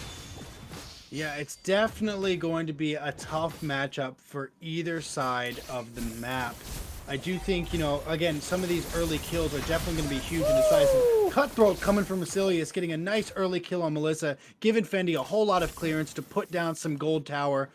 Oh man, that is going to be a huge early game gold lead for Bruno. Fendi is going to be an absolute menace for the Melissa to have to deal with right now. T taking a little bit more damage than they probably wanted to, finding their way back across the map and into their jungle is going to be very nice for them. But you know, Quirky not giving them the courtesy to pop into the recall, gonna force them back another couple of seconds, giving Resilius a beautiful opportunity to try to secure the next inner purple buff. Ooh, they retreat a little too early. Man, Jay taking a whole lot of damage, having to get out of there. Don't want to get caught up by T. You know that Appraether's Wrath can absolutely punish, especially from that portion of health left. Jay took that blue buff too. Jay got the blue buff, you said? Yeah, Jay got. So look. Oh yeah, I see it. Wow. Well, they got both blue buffs. That's awesome. Wild. That's definitely going to make it really tough for the side of the 9thieves to respond. Resilius is not wasting any time to start onto the turtle. Great timing too. Yep.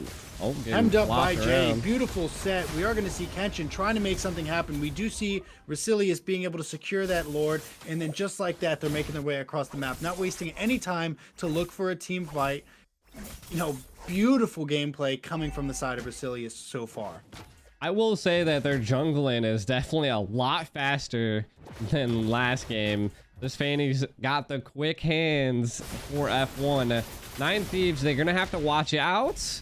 I mean, T's, again, Fredrin's not that early game hero. His jungling's definitely really slow.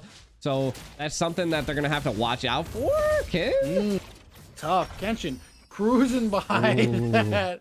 Was cruising by that to make that cut right next to T. You know, definitely the one person you don't want to be doing that against, and almost got caught and punished for it. Yeah, Fanny running out of that energy is rough.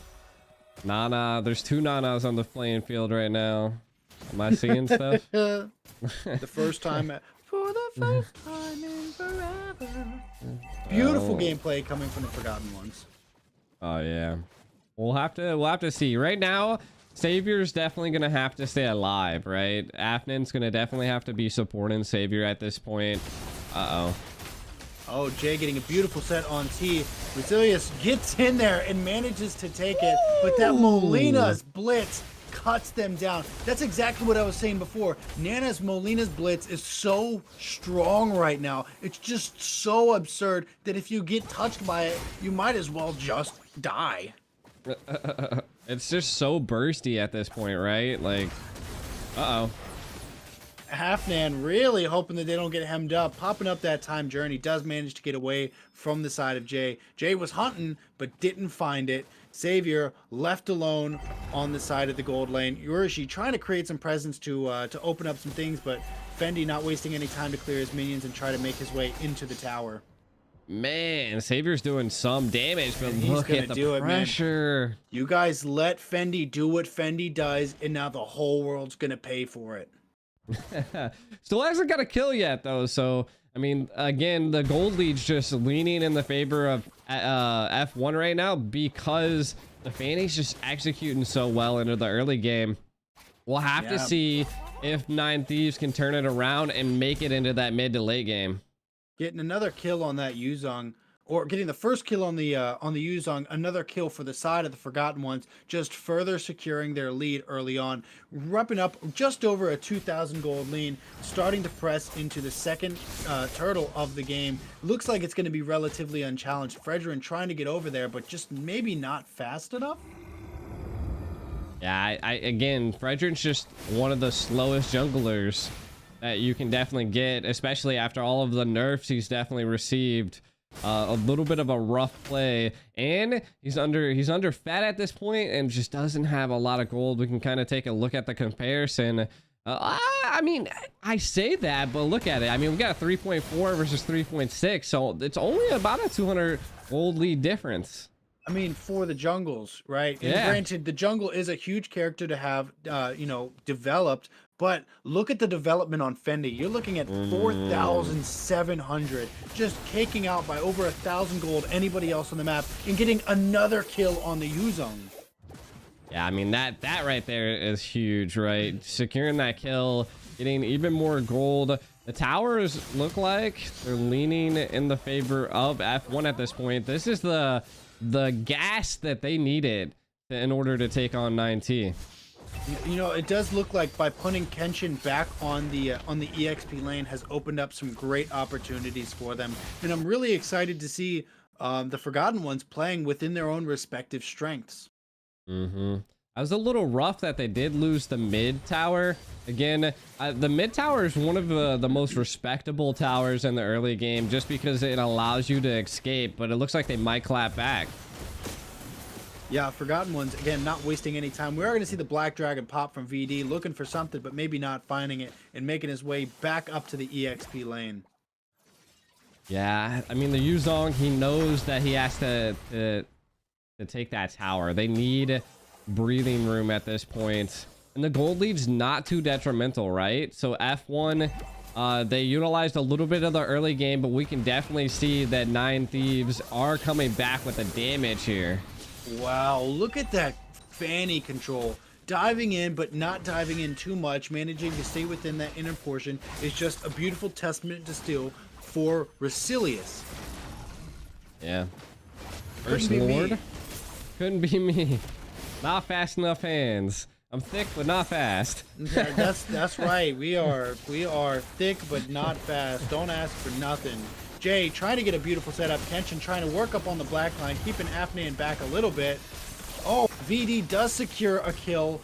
Oh, but Fanny does too. VD putting down the entire team. 1-for-1 trade. Quirky and Jay both went down, but so did the Afnan and T. And you're seeing the Lord coming out for the first time in the favor this match of the Forgotten Ones. Pressure coming from Kenshin, trying to hem up, and Fendi does manage to help secure the first tier inner tower while the Lord starts pressurizing. Pressurizing. That's an interesting choice of words. I like it, but hey. Those slow pushes with those minions add up so much, and if the Lord goes unchecked with the minions that he has respectively, and if he's not assisted as well, that pressurizes that lane. Because as you see, the minions are starting to catch up, and if they don't push too much, you're gonna see 6 minions trampling this, tramping around with that Lord, and that is a pressurized map. If I don't know what else to call it. I like it. I like it. We're gonna see a lot of pressure here, though. Doesn't look like they were able to take that blue from 9thieves, though. It does look like that Lord is going to be trying to make his way into that inner tower, but is he going to be able to do it? No, he won't. Melissa is just too fast. Yeah, that's the passive on these tier 3 towers, right? That implosion it does. Even though there were 6 of the minions, they just all died. Yeah, it's tough. Those enhanced minions, little goblins, as I like to call them. So you guys might hear me say it.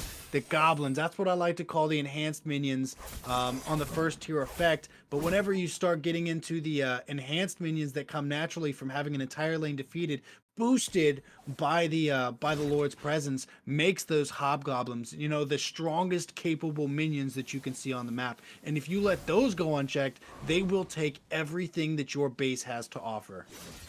It's true. We're kind of taking a look at some of the items here. We got some anti-heal being picked up from the side of F1. My guess is that they're trying to just keep them at bay. I don't know, who would they be afraid of to utilize this anti-heal? Honestly, I think it could be something to help keep the... You said Diggy? At this point, I don't know.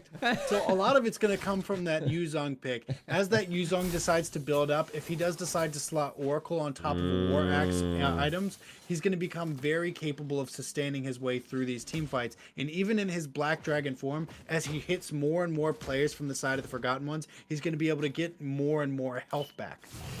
I got you. Being able to keep him at bay so he's not able to pierce that back line and take down Fendi, because that is definitely, between the Fanny and Fendi, they're definitely carrying the game. I'm telling you, the Forgotten Ones never forget, like the Alamo. This is the split plays we wanted to see last time. Putting up some pressure on VD, but again, that's sustained from the health, keeping him in that fight. Now, Fanny's got to make her way back across the map as the Lord's trickling down on health. Will she make it in time? Kenshin goes down to Yorishi. T being present. Fendi looking to keep it zoned off enough, but T does manage to take it just in time. Fanny was not fast enough. They want him. VD trying to get Jay, but doesn't manage to do it thanks to Fendi. Whoa! Oh, Fendi did manage to pop the world and take it back. Why is that Lord walking so fast? Not pressurized this time around. Dude. This man is speed walking across the map. Give him a little bit of visor, some white jogging pants, and he is moving. Dude, they eradicated that Lord as fast as he was moving, though, so...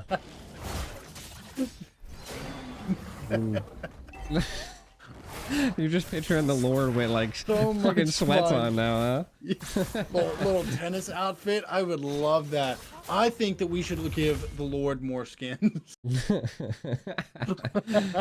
I'm telling you, more minion and Lord skins, less heroes.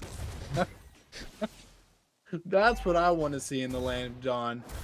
I will pay 500 diamonds to have a tennis Lord show up on my screen. Mobile Legends, don't charge me for that. They're definitely charging you. They're definitely charging you. He said, "How much money you got?" How many diamonds? Not enough. You thought I was Philly? Oh man. T looking to make something happen, but again, shooed off by the overwhelming presence of the Forgotten Ones this map.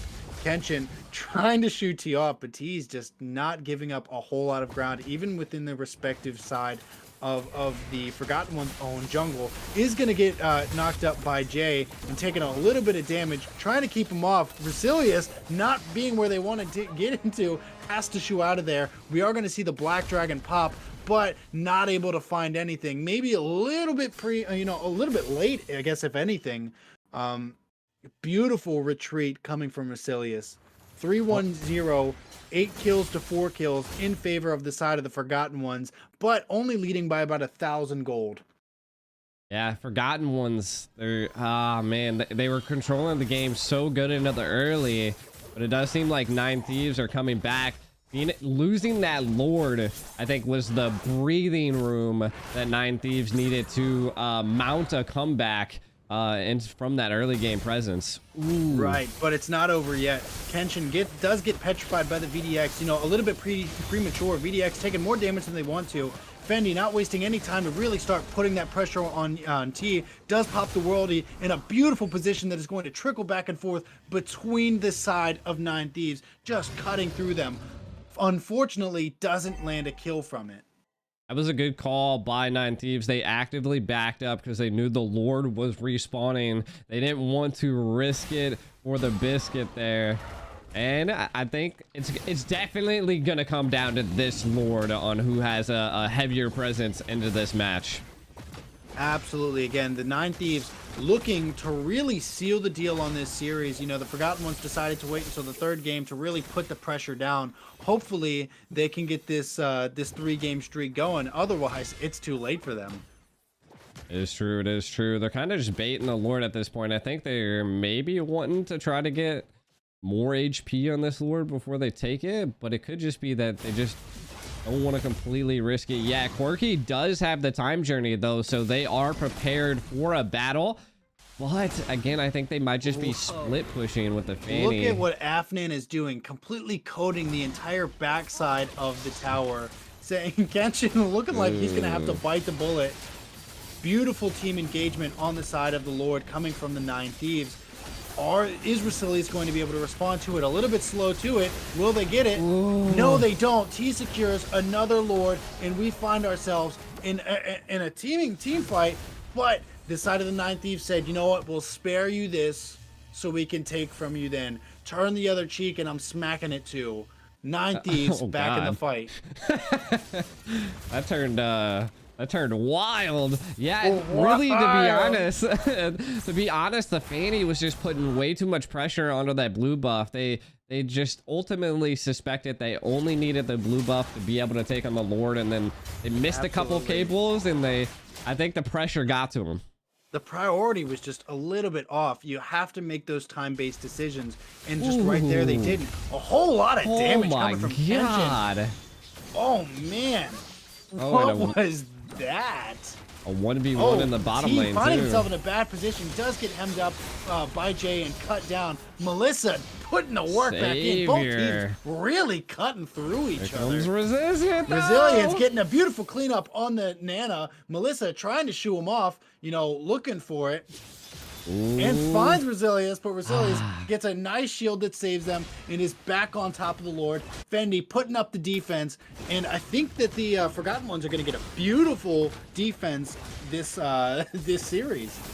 Yeah, I mean, the solo kill in the bottom lane by Resilience onto that Yuzong onto VD was the best thing for them. Again, both teams are just giving something back and forth, and they're holding on. F1 does not want to be counted out yet. I definitely think that, you know, for a top of 8 series game, I don't think we could be looking at a better matchup of teams right now. The Forgotten Ones versus the 9thieves, very evened out in every game, back and forth. I think that the 9thieves have been doing a little bit better of a job of sealing the deal. But again, you know, each one of these games have been either team's game for the taking.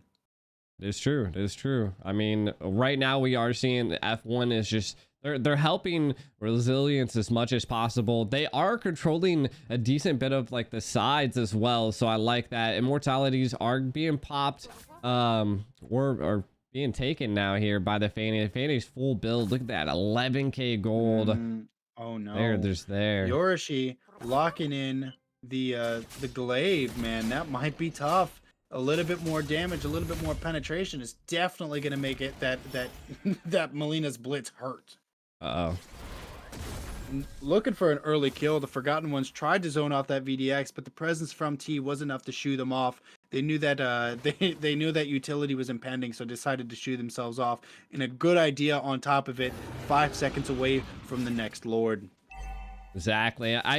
My guess is that they suspected that with that conceal play, if they were able to get someone, that maybe someone was trying to split push.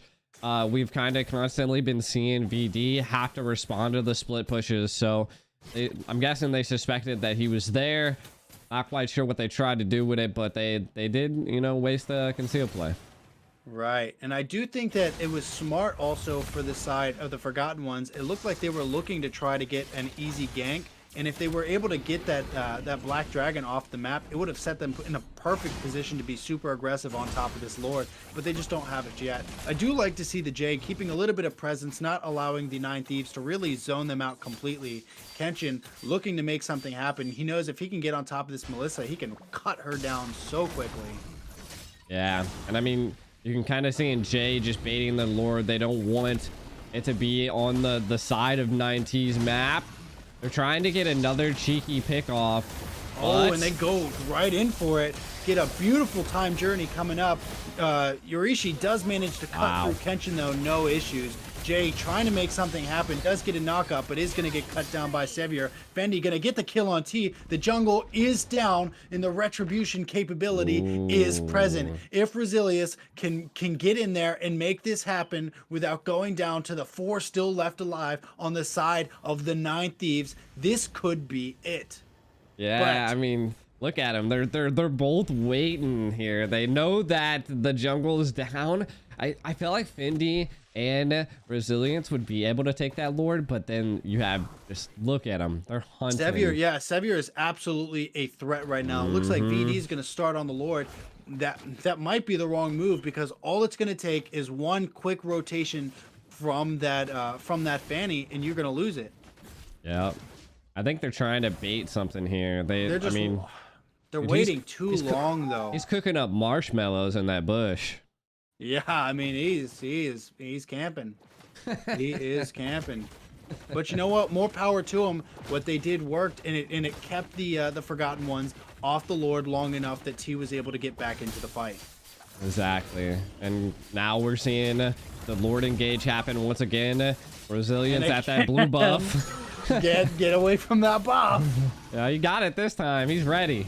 Oh man, I hope he doesn't cut through with those cables and get absolutely eviscerated by Diggy bombs. the Diggy's little bunnies. Uh-oh. Backside. Oh, Fendi gets a kill on the Black Dragon. T over engaging on Jay, taking half damage going down. Kenshin on the job. They're going to take another kill on T.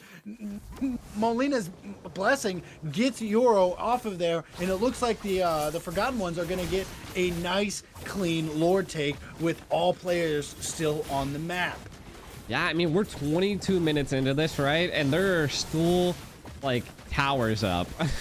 Like, everybody has all of their tier 3. There's still tier 2 standing for the side of 9T, so this Lord is going to be here to sweep the board clean of 9T. F1 wants to end it here. Right, with the 9thieves still leading with a 1 tower advantage, but Resilius getting ready to cut that down and bring the game back even. We do see the Forgotten Ones being really present and do manage to take a inner tower before the Lord even shows up. Is going to put them in an awesome position to work split side across the map and really cut in on both towers. They're going to be taking this map for everything it's worth. 100%, and Lord they took everything. Fendi not giving up any ground. Even if they lose this Lord, they have taken the entire map, enhanced minions everywhere.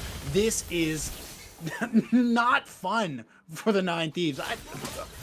In a kid's playground, they're just a little bit too big for the slide at this point. Hey, they live to see another day, though.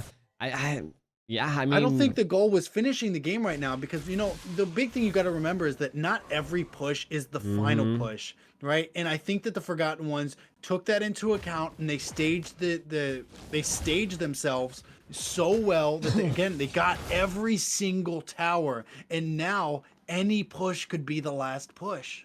Yeah, exactly. Lord forbid, Lord, if they get the Lord again, the hobgoblins are here, ripped and ready to go on every side of the map. And there's not really going to be any way to effectively defend that for the side of the 9 Thieves. They have to get this next Lord if they want to stay in the game.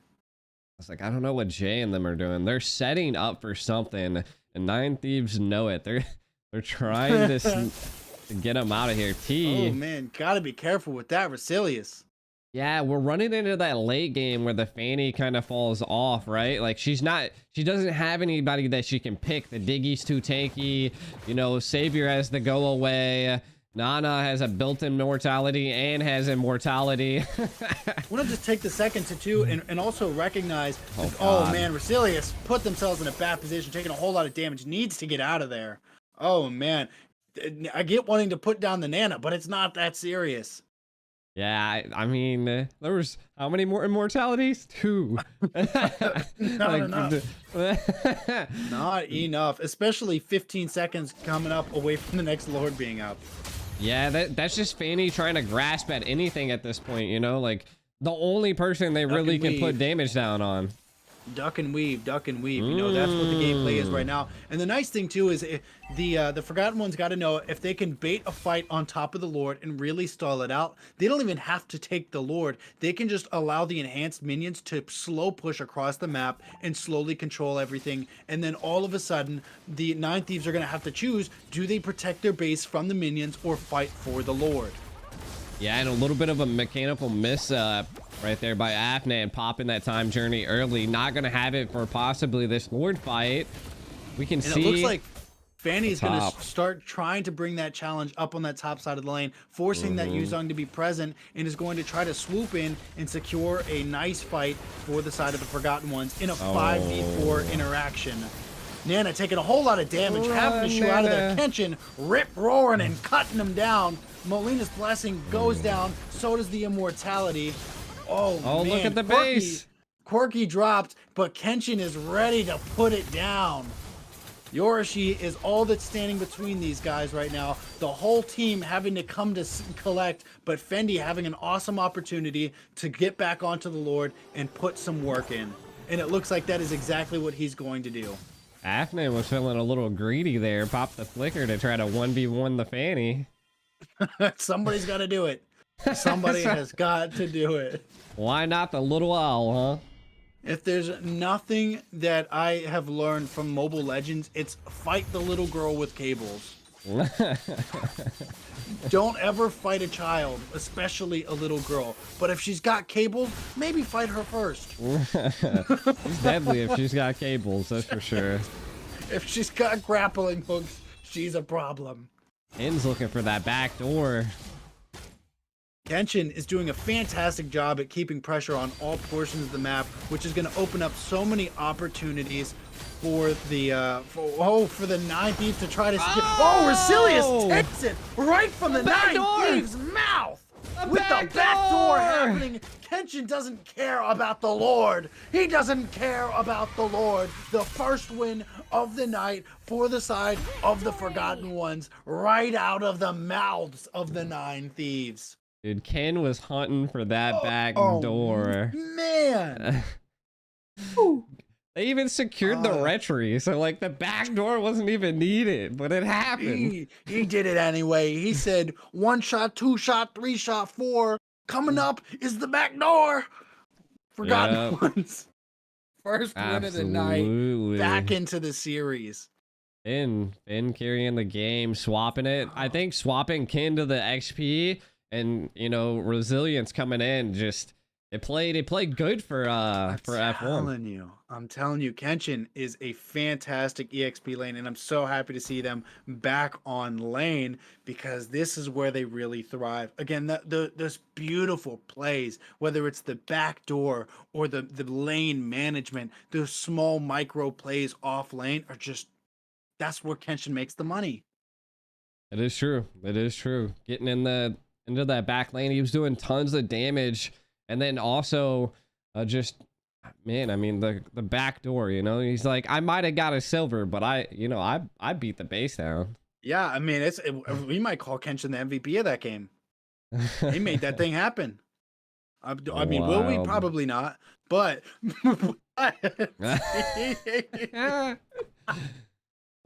he did put in so much good work. You know, that presence of Fendi, you know, that Bruno just ripping through people was so undeniable and so well played. Again, just great team play coming from the side of the Forgotten Ones, giving them the first win on their side of the team in the best of 5 series. So it now is a 2-1. Again, every game could be the last game when you're talking about the 9 Thieves right now. But by no means is this match over yet. I mean, it could be anybody's game at this point. Do we see a reverse sweep series? I personally think 9thieves is going to ban that Fanny. Oh man, I think they need to ban something. I think the Diggy gotta go. The Fanny got somebody gotta go, man. Somebody has got to go, and I'm hoping that it's not me. Oh gosh. Zeke banned. Zeke banned.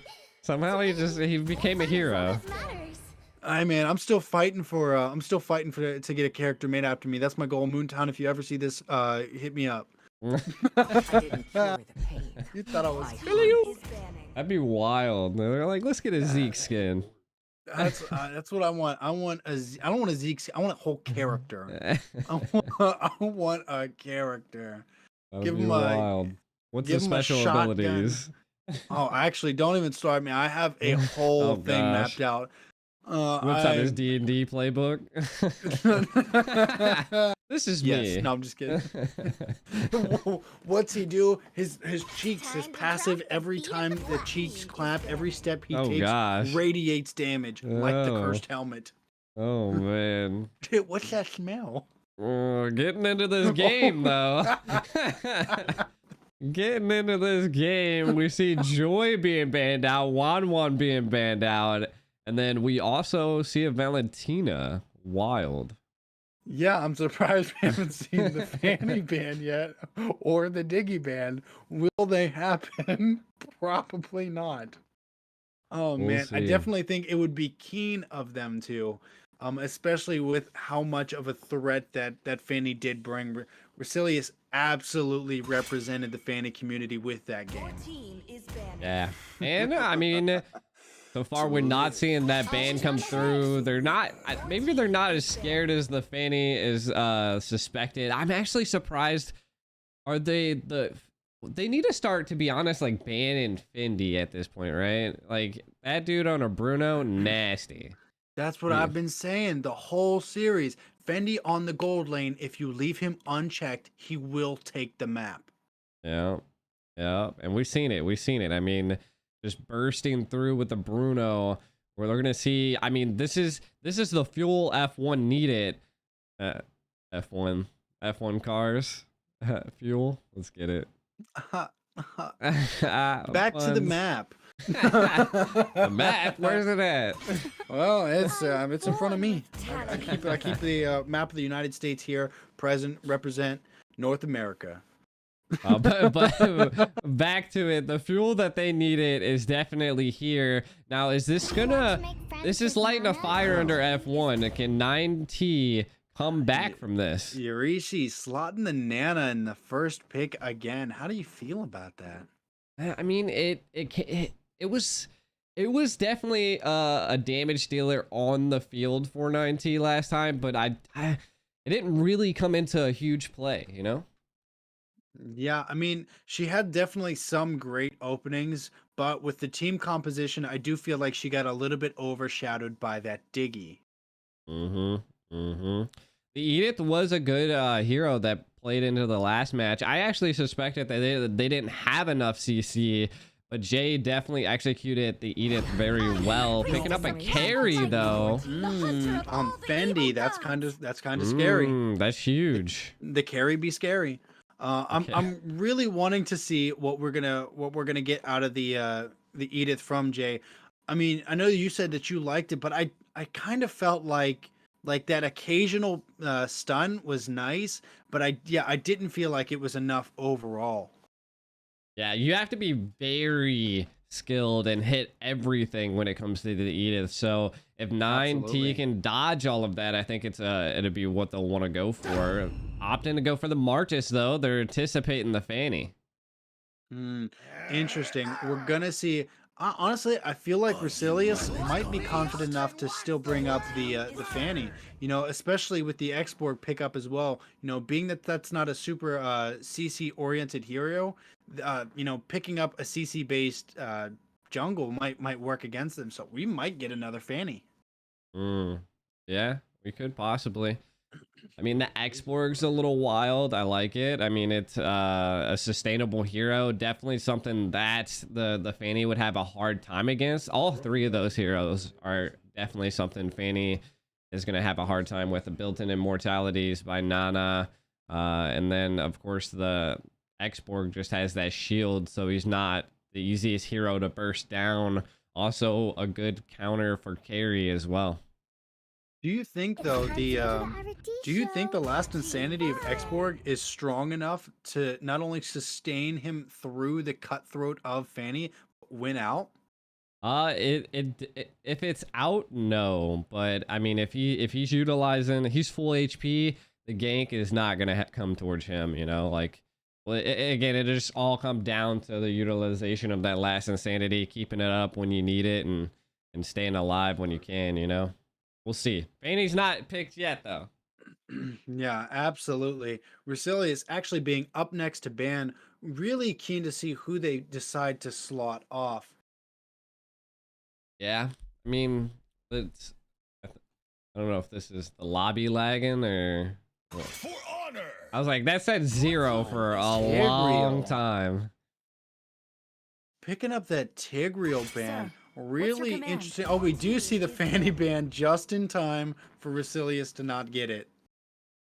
I'm really interested to see the Tigreal ban, because I don't see a whole lot of heroes yet that the F1 folks are picking that would really be hurt by the Tigreal.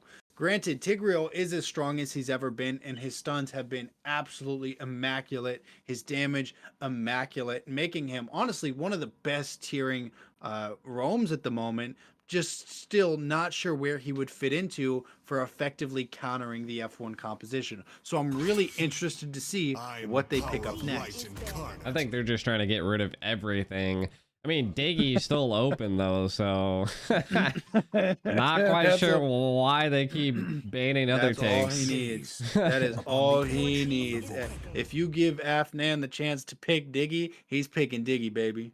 Yeah, and another thing to go off of, right? Like the Edith is quite a pretty good counter to Tigreal, so I was wondering. I was like, Tigreal. Yeah, I'm is just just not wild. seeing the threat that Tigreal would bring yet. So again, that's where I'm getting at when I say, you know, I want to see what the rest of the Forgotten Ones pick up, because what are they thinking about that Tigreal is the threat? It is true. That's kind of what I want to know, right? And who knows? We'll see. Maybe with these picks, it could be maybe the jungle that they want to attempt to go for. Maybe they opt to go for like a Lancelot or Oh, the Fredrin. 24/7. Not sure that makes sense with an Exborg on the map, but we'll see what Rusilius is cooking up with. This is true. Oh. I mean, we've seen him in the roam last time, but now he's going to be in the jungle. I think Fredrin, they're playing maybe for the late game for the carry. Is the only thing I could possibly think about. They need that tanky front line. The Edith is quite tanky, but again, they are squishy, so they need it more tankiness. It's my way. We got to see what Kenshin pops up with to deal with this Exborg, because right now that Exborg is a problem for everybody on that comp. With that Fredrin included. Hafnan was showing the show, and he was thinking about it, and he decides to lock in a minnow. Hafnan picking something other than Diggy? Impossible. Maybe There's I don't know. no way. I mean, they just don't have a lot of CC or control on the side of F1, so they're just not worried about that anymore. They want to have the CC and control on their side. I like it. I mean, we do see that their whole team is like an upfront and get in your face comp, right? So what else would be a better response? A full-on rage barrage. Yeah, Kenshin, looking at this Esmeralda pretty hard. I'm not really sure how that's gonna play out for them because the like you'll work well against the X-Borg, but that might be the only real contender that we see Esmeralda really being able to punish. But I guess with Savior's ability and with that full barrage popping up, being that they are stationary within that respective time frame, maybe they'll be able to make something happen if they don't get caught up by that Minotaur. It is true. I mean, we'll have to see. This is the first time we're seeing Ixia come out as well, so wild to see her on the land of Dawn. I think it's gonna come down to how well they can do this Fredrin, right? Can Fredrin farm fast enough and stop the Martis? Martis is definitely early game, so we're gonna see 9T try to end this as fast as possible, where F1 wants to delay that. Absolutely. I do think that, again, in some of these team fight interactions, as per normal for this series, the 9thieves definitely have more capability. But whenever you're talking about smaller fights across the map, I think that's where the Forgotten Ones are going to be able to take their, take the power. So if they can make those small interactions and stay away from huge 5v5 team fights, I think they might be able to win out. It is true. It is true. We'll have to see what they can do here. We can already see that Fredrin's definitely needing that help, or the base mine thing just clicked away. Sorry, I'm fighting a cat right now. Yeah. It's not Nana. Yeah, I mean, it's tough. It's tough. Afnan taking a little bit of damage from that Lilia for being present, doing what he's supposed to be doing, but Afnan not being new to this.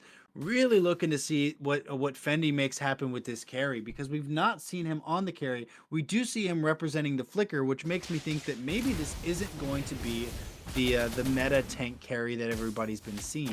Maybe this is going to be a straight up carry. Could possibly. Could be. We've seen hybrids pop out. We've seen tank carries pop out. We'll have to definitely see. Looks like they're going a little bit more of the damage route, though. Yeah, a very keen. Again, Fendi in all of their capabilities, always a threat no matter the composition. On a hero like carry, could be the carry capability. I like it. The puns are there. And we're seeing it. We see T showing some pressure down here, like we said, that they have to put it on to Fendi down here. But he's just so good at responding and knowing when he's gonna get ganked. Yeah, but hopefully T doesn't find themselves diving too deep, taking a little bit more damage than they want to do. Now they're in a position where they've got to heal a little bit more if they want to effectively contest, because Fredrin's got a full bar of health. He is primed and ready for this. Esmeralda putting in a whole lot of work on the X-Borg on the top side of the map too, means the X-Borg might not be able to be as present as he wants either for this turtle interaction. I mean, look at the aggression by F1, right? They're just pushing 9T back, already securing that turtle with this Fredrin, and they're just keeping them at bay. Beautiful zoning. And we are going to see a turtle secure for the Forgotten Ones. And they're going to see a nice stun on Yorishi. Minotaur popping the Minoan Fury, really hemming him up. Oh man, VDX trying to buff it out. Martis is going to get a kill on the Fredrin, but Kenshin under pressure from T cutting them down. 1, 2, 3. Triple kill for T. And then just like that, they're going to find themselves on the golden turret, grabbing some free gold. What a play right there, right? Just an big money absolute moves. Menace. Big money moves. I'm telling you, T is online into the early stage, and F1 does not want that. They need to respond. VDX, VD just a little bit, closer than they wanted to. Had to pop that last insanity to get out of there. A good evade, good use of that ultimate. I'm glad to see that they get to reset, because they almost didn't. That is true. And we're seeing Afnan give so much support to his carry. And I mean, that just goes to show how strong of a gold lane F1 has. And I mean, it's respectable, right? I mean, you gotta help out your gold lane at some point. So we'll maybe see some rotations coming down here to the gold. F1 needs to shut down T though. So I feel like that is something they need to work on and execute.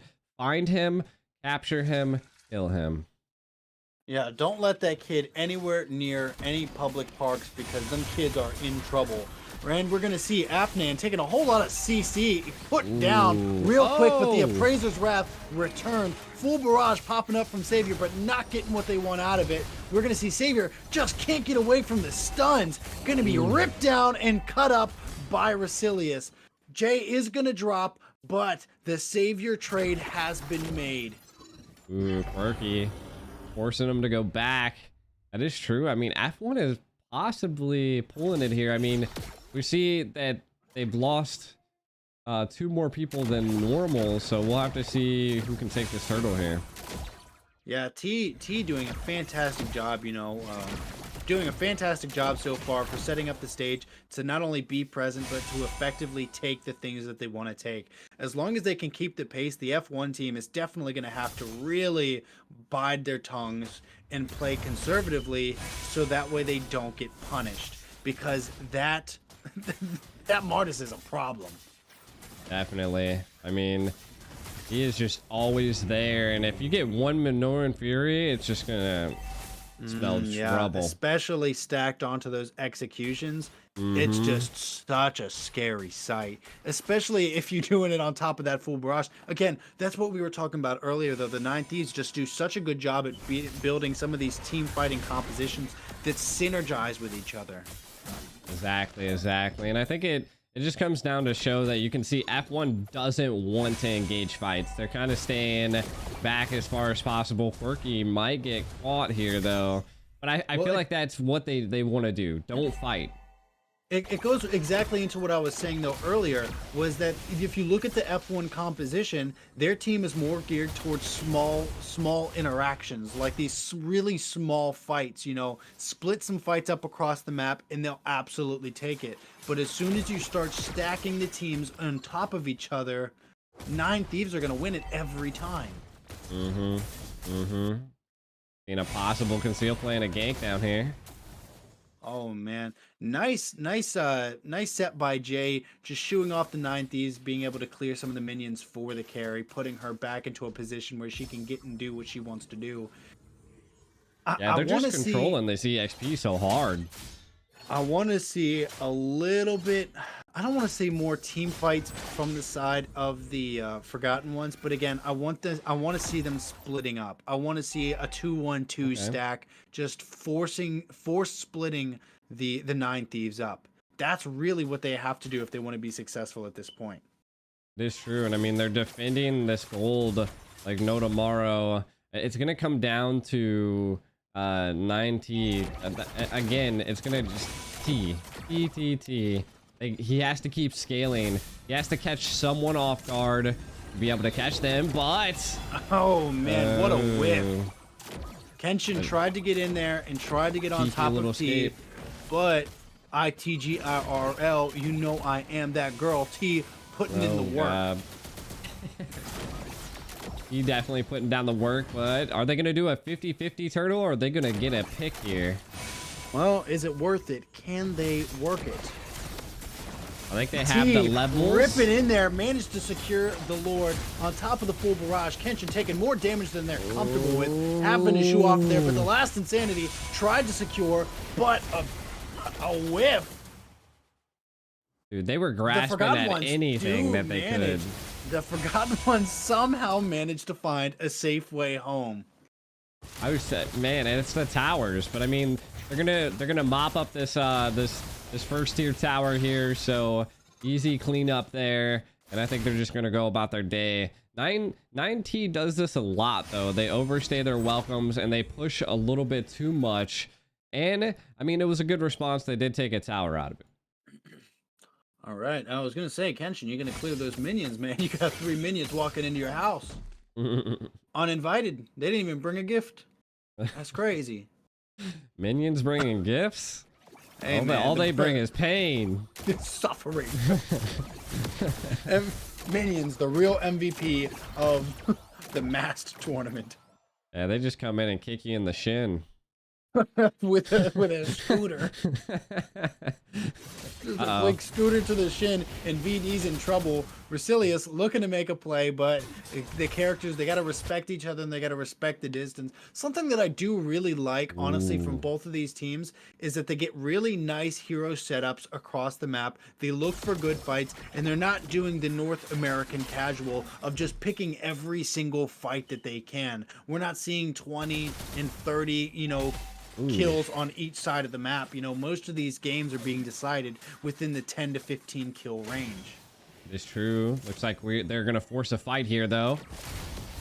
Yeah, we do see VD digging at Jay, and we see T looking to get a cleanup, but Jay just moving too quickly.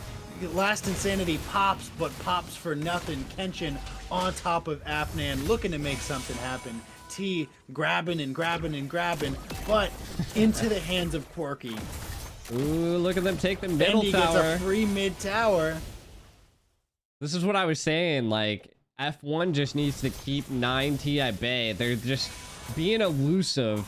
Don't fight, because that's not a fight you want to play with Marcus. We already seen how that came out. It was just a chopping block for T on the side of F1. I'll tell you what, I'm so excited to see how this game unravels. Will this be the game that the 9thieves close up the case with, or will the Forgotten Ones put them in a 2-2 matchup? Ooh, He taking more damage than they want. Carry really ripping up. Fendi getting caught up in that full barrage and cut down by the Nana for the kill. Savior goes down herself to the Kenshin. We are looking at a 1-for-1 trade in marksman's. Quirky about to drop though, does go down to VD. Last Insanity, no hesitation. Resilius starts on the Lord. Such insane team fights there. Definitely well calculated by VD, using that last Insanity to his benefit to be able to take out Quirky, which is huge.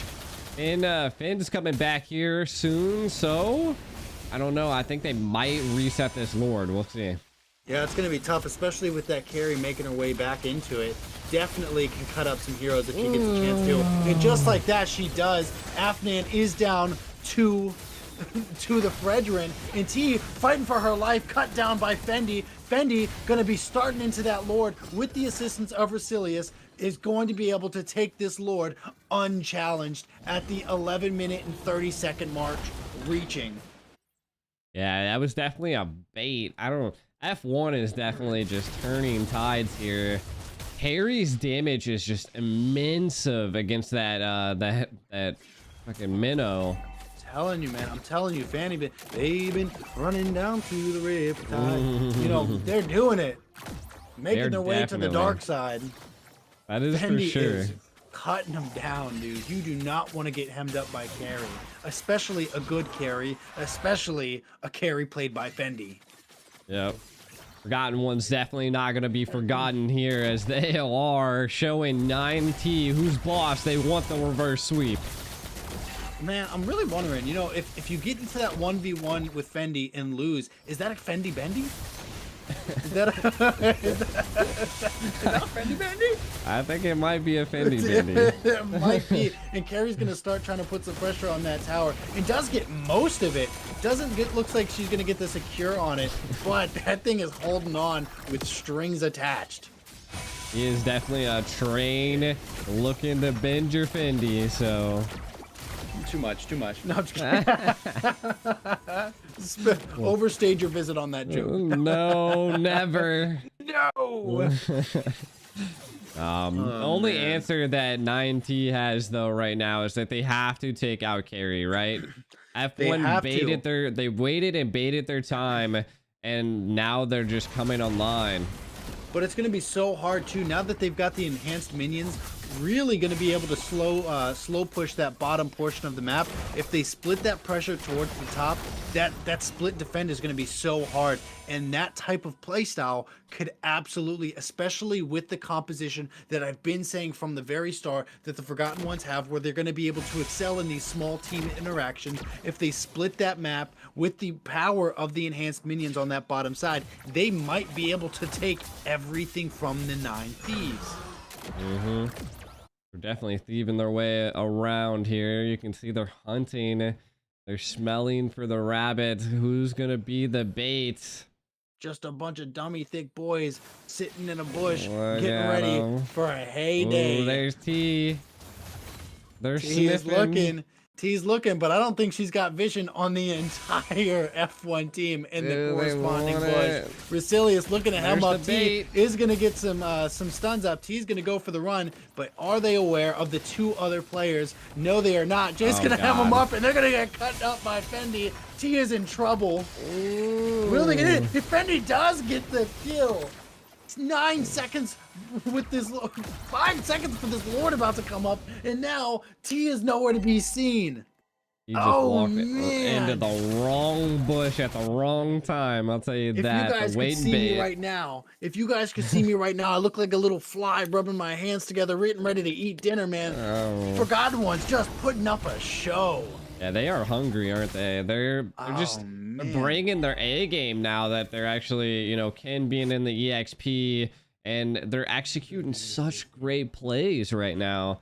So being able to take out T just within seconds of the Lord was it was great for That F1. was beautiful gameplay. The camp, you know, they had their tents up, and you know, when the time came, they had their s'mores. So Oh yeah. I love that for the Forgotten Ones. Excellent gameplay. This is the gameplay that they've been putting up with. Really just showing out this entire tournament leading up to this point. Now the 9 Thieves themselves getting to get a taste of it. Looking for that 2-2 matchup, possibly going into the 5-game series. We're seeing an early full barrage coming from the Ixia, putting up a whole lot of damage on the Lord, but Fendi's on top of that mid turret, gonna be taking it. There it is. Took a little bit longer than I thought it was going to, but they got it.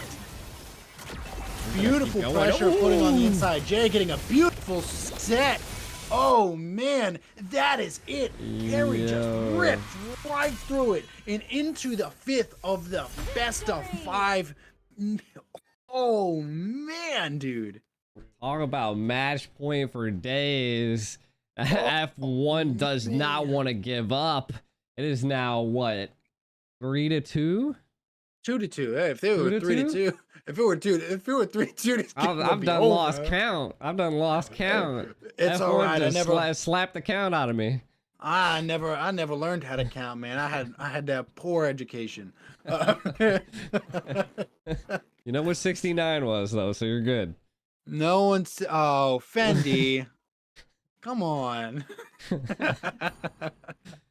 Yeah, Beautiful just MVP, gameplay. yeah. Isn't that so crazy? A 115 MVP. 115 MVP. If I get 115, I'm going bronze. But Fendi Well- gets it MVP with the 88% push. They just That is played so so insane. well, right? Because like, I mean, just look at the kills, right? It's 6 and 6. Like that was such a low kill game, but that was because they knew T was going to be an absolute menace in the early, so they just waited to the end, and you know they did what they had to do. Yeah, absolutely, and did what they had to do is an understatement. The Forgotten Ones, they showed up, they showed out, and they're putting us in the best of 5 series. Losing 2 games in a row, then winning 2 games in a row now makes this any team series, and I'm so excited to see which direction this goes into, leading us to an awesome setup for the top 4 matches coming up next weekend, I think.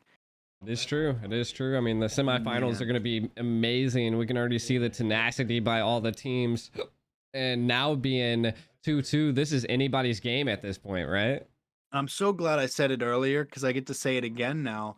I just feel like for a top 8 game, I don't feel like there is any better matchup between than the Forgotten Ones and the Nine Thieves because they're just both so evened out. We saw it in the earlier matches and we're still seeing it now. That's why we're getting to see the 5th of the best of 5 series. Exactly. These I guys mean, are so ready to go. it was just it was well executed, right? I mean, they knew how to bait, they knew how to, they camped properly. They flipped 9T over and showed him who was boss.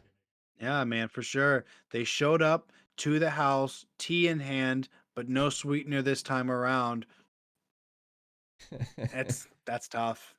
Yeah, T's having a rough time at this point. We're gonna see what they possibly bring through in the next game. I think they're hashing something out. To be honest, do you think the minnow was a right call? Honestly, I didn't mind the minnow. I just don't think that they found the fights that they were looking for. I think right around the time that I had said that they needed to really, or that the Forgotten Ones really needed to focus on trying to get some of these smaller team interactions, I think that they really did do a good job of doing exactly that. And because up to that point, we did see a relatively one-sided early portion thanks to that Minotaur. So I don't know that he was a bad Your pick, team is but banning. I think it just came to the Forgotten Ones having a better game. Hmm. I can definitely see it, but we're gonna be getting into the final match drafting phase. Can F1 reverse sweep this, or can 9T finally secure the win here? To live is to trick the Well, reaper. well. I think at this point, the 9thieves have to ban out Fun Fendi. is all that matters. Oh I yeah. think they have to ban out Fendi because Fendi is just doing too much. You know, between Kenshin, between Resilius, between Fendi, I mean, there's just not enough bans for them. Hoot hoot. I Horology is think my I think call. Team I is think we should make an banning. exception and give the Nine Thieves at least 13 bans. Uh, Well, I think if we could I was do all that, for it until I heard that. No. I think if we can give 13 Do you want to make reasons, friends with I Nana? think the Nine Thieves will be happy and ready to go. And you know what? I'm sure Fendi would still. We'd probably end up seeing like a Marksman Nana pop off with Fendi, and probably still another MVP. Man, Fendi's been. They've been going. They've been going, but it looks like we're not going to get that Marksman Nana as the Nine Thieves do ban them off. They foresaw it coming, even without the 13 bans. And now Fendi's out of a Nana. Yeah, this is true. This is true. Oh, wow. Let it be known, Forgotten Ones I'm finally bored. banned out the Shadow is Diggy. banning. They did ban out the Diggy. I felt like the Diggy was gonna come through, right? I mean, it's a wild. My guess is that they could be building more of a CC comp this time around, so that's why they're getting rid of the Diggy earlier on than later, just With because that being they said, might show something here. I do want to see them pick up a Valentina if they're planning to do that, because if they leave that Valentina open for Yurishi Mm, while stacking a bunch of CCs, they can absolutely be punished. yeah, I mean, it's gonna be wild, right? Do they? I didn't cure the Oh, pain. and there it Yeah. is. I hunt. There it is, man. Oh, man. You guys heard it here. Zeke, the mind reader. Valentina, but that leaves open 9T to be able to pick two heavy hitters. Do they? I don't know. Do you go with the Lilia again? I mean, the Lilia definitely shows out, but Yeah, I mean, again, you know, I know I said it in before, you know, the Valentina as a S1 slot really isn't ideal. But if they are really looking at stacking a bunch of these CC based heroes, then you know they can make it work. it's true. It's true. Did I'm the they priestess of picked the primal Edith this time lightning, around, the huh? hunter of all the evil Wow, powers. Afnan showing a little bit of a flex in hero pool. You know, I think they're ready to bring the fight back to the Forgotten Ones. You know, they've had 2 games now to get used to the playstyle of Resilius and get used to trying to fight Kenshin on the EXP. I'm really hoping that they're going to be able to bring their A game A game this game. And I am confident that if anybody is going to be able to respond to the Forgotten Ones, I think T is going to be able to do it. The question is will she do it well enough to take the series?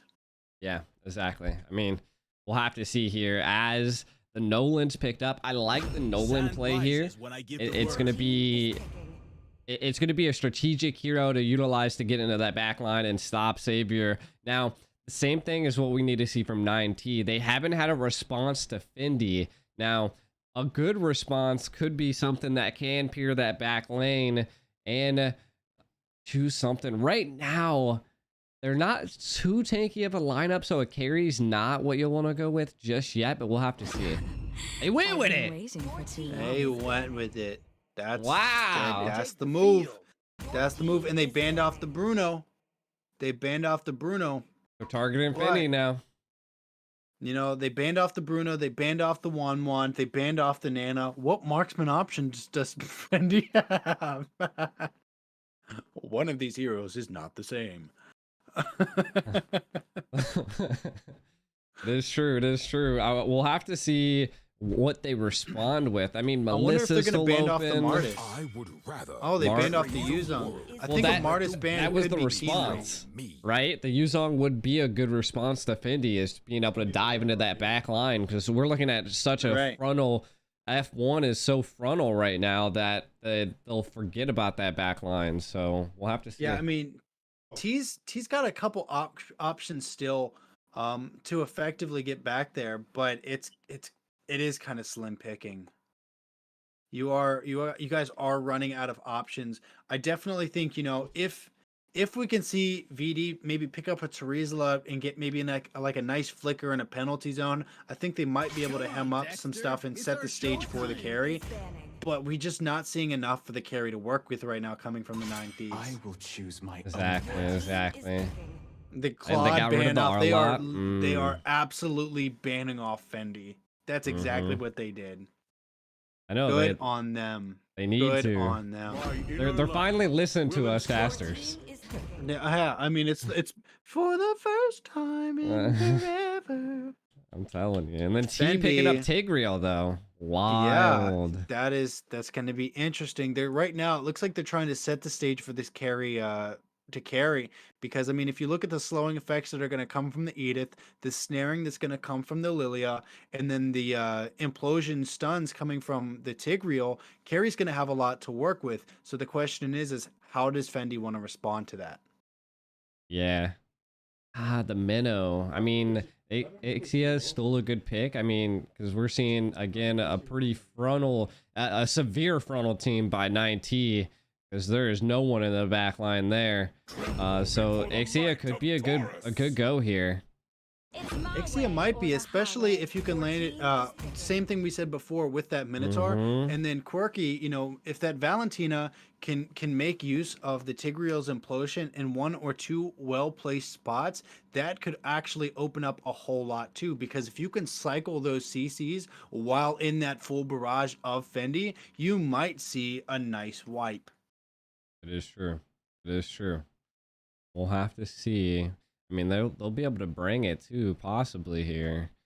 Last pick is an EXP. They need something that can pierce a back line. I mean, they could opt to go again for Xborg, but they need to have a response to this lead. Ken's just been absolutely dominating VD.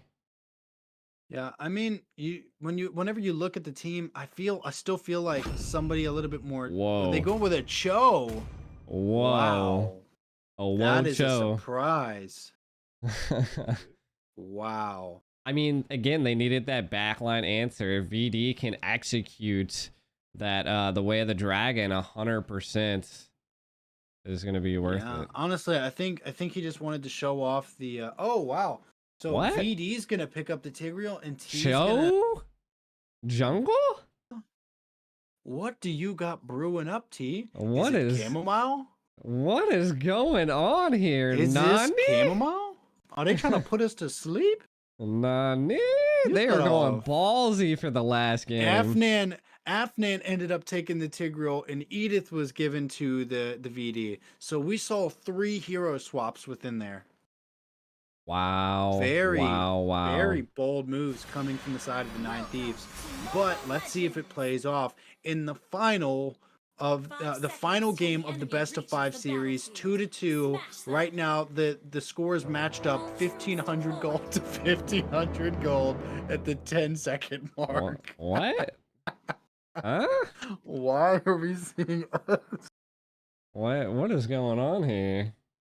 Somebody was like, "Oh no, I accidentally clicked." Hey Joe. guys, let me pop in for just a moment. What up? So we are gonna do a redraft. One of the players on the side of 9T had disconnected during draft. Yeah. So we're gonna do a redraft, same bands, but All right. yeah. Wow, I'm surprised y'all are letting that go. All right. All right. Yeah, so they're gonna surrender and then we'll go right back into it. Sounds good. The caster desk. All right then. All right. Well, that show was definitely gonna be absolutely wild if it definitely came through, but it kind of makes sense now. I wasn't suspecting I think we a were show all pick. blindsided. Yeah, we were just like, all right. I was like, a Very cool. show? Wild. Yeah, I mean, hey, if they can make it work, you know. Well, hey, it looks like we're gonna be having a redraft here. I also does the game start with 1,500 gold all the time? Like, what was that? Yeah, everybody gets like 500 gold. Oh, You were man. so confused. I was like, huh? You're like, is this man casting the difference in heroes between the first 10 seconds? I'm like, what is going This on man here? is elite. He's like Leo, and he's like Private Dancer, and he's like Tricks all combined. Combined with Caesar. Who's Caesar? The But Roman hey. Lord. Good old redraft coming through. Hopefully at some point we'll see what goes down. I think we're still doing the same bands, but maybe I guess we could do possibly different picks. I don't know what would be going there. I know they're gonna. I know they're replicating all of the bands, but I wonder if they're gonna force different. I feel like I they think should that force. show was wrong, but maybe not. I don't know. I don't know. I feel A like lot of swaps happened. You caught it. yeah. I mean, I feel like everybody else should be forced to pick the same heroes. I feel like that's only fair because I feel like to allow to pick outside of that at this point is just too much freedom. I can see it. Who Because knows? it's like, oh, I don't like that Rasilius picked Nolan, so I'm gonna pick Nolan. Yeah. And I think- feel like that. Yeah. I think we're definitely doing a redraft, so we'll see. We'll see. I think it'll happen here at some point. It looks like maybe the players might be revolting. I don't know. They're taking They taking said some they said that time. somebody's game had disconnected, so they might just be waiting for it to come back. Hmm. I'll tell you what though, I was keen to see this matchup. I really wanted to see what that show was gonna do. Same. I was like, yo, there ain't no way Show Jungle. That would have. I was like, I've been out of the meta for a little bit, but I didn't think that long. And just like that, folks, welcome back to 2018. We are about to Showdown. Showdown. But kind of taking a look at their drafts, I'm hoping that they pick the same drafts. I'm guessing. Maybe the Cho was the disconnect. Who knows? Maybe the Cho we might not see, but I'm guessing that they're gonna pick the same lineup here. So a Valentina, What a if it was Carrie? Khalid. What if Cho stays? What if Oh. Carrie was the mix-up? Carrie? Maybe. We had a disconnect from one of the teams on 9T, so we're waiting on the call. Something I did notice is that Xavier did decide when they picked Carrie, they decided to go with the flicker, which means they're probably going to go the route of picking up the damage build, catch. replicating the Fendi plays from last game. They saw Fendi putting in that work, and I think they're hoping to take that basis and make it their own.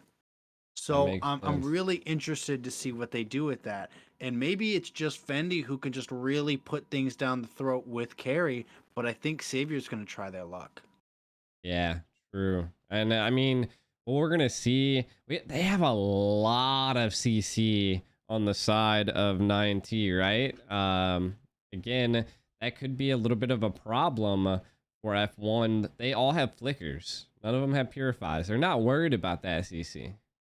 Yeah, I mean, I wouldn't say it's a lot of CC. I feel like it's a lot of utility. A lot of slowing effects. Because, I mean, whenever you look at CC, you're looking at the pop-up from Edith, and then you're looking at implosion. Tigreal. And, the implosion and the push from Tigreal. But whenever you look at the Lilia, that's not really a CC. That's just snaring. Just slow. The slowing effects. Yep. Yeah. You got the Cho though. If the Cho's there, I got the Joe. They do have the Joe, and that's all that needs to be said about that. I feel like, I mean, granted, I guess I can't speak for the side of the 9thieves because the Cho we keep assuming it's the Cho, but so far, I do think I prefer the composition coming from this side of the Forgotten Ones. I think they've got a little bit more diversity. I think that they've got good burst damage coming from the Nolan. They've got good stunning capabilities coming from Fendi and Jay. The Quirky's Valentina, being able to replicate that ultimate is just such a diverse skill that opens up a little bit of differentiation in any side of any type of composition.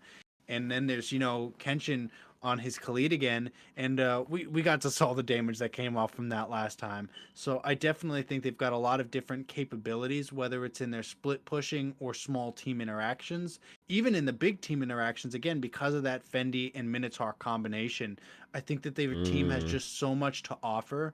It is so far my preference. So with that being said, I do wonder what's going to change on the side of the 9thieves if both teams are mandated to hold the same heroes. I want to see what the Cho is changed off for to really even things out.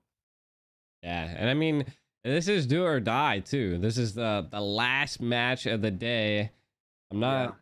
They're still talking it out, I think. So we'll have to see. Yeah, I mean, this is it though. Yeah, this is it. They don't wanna give it up just yet. Let's see if they surrender here. Yeah, they conceded. All right, redraft is finally happening. The enemy that's the end of the last game. Good game, guys. No, I'm just Victory!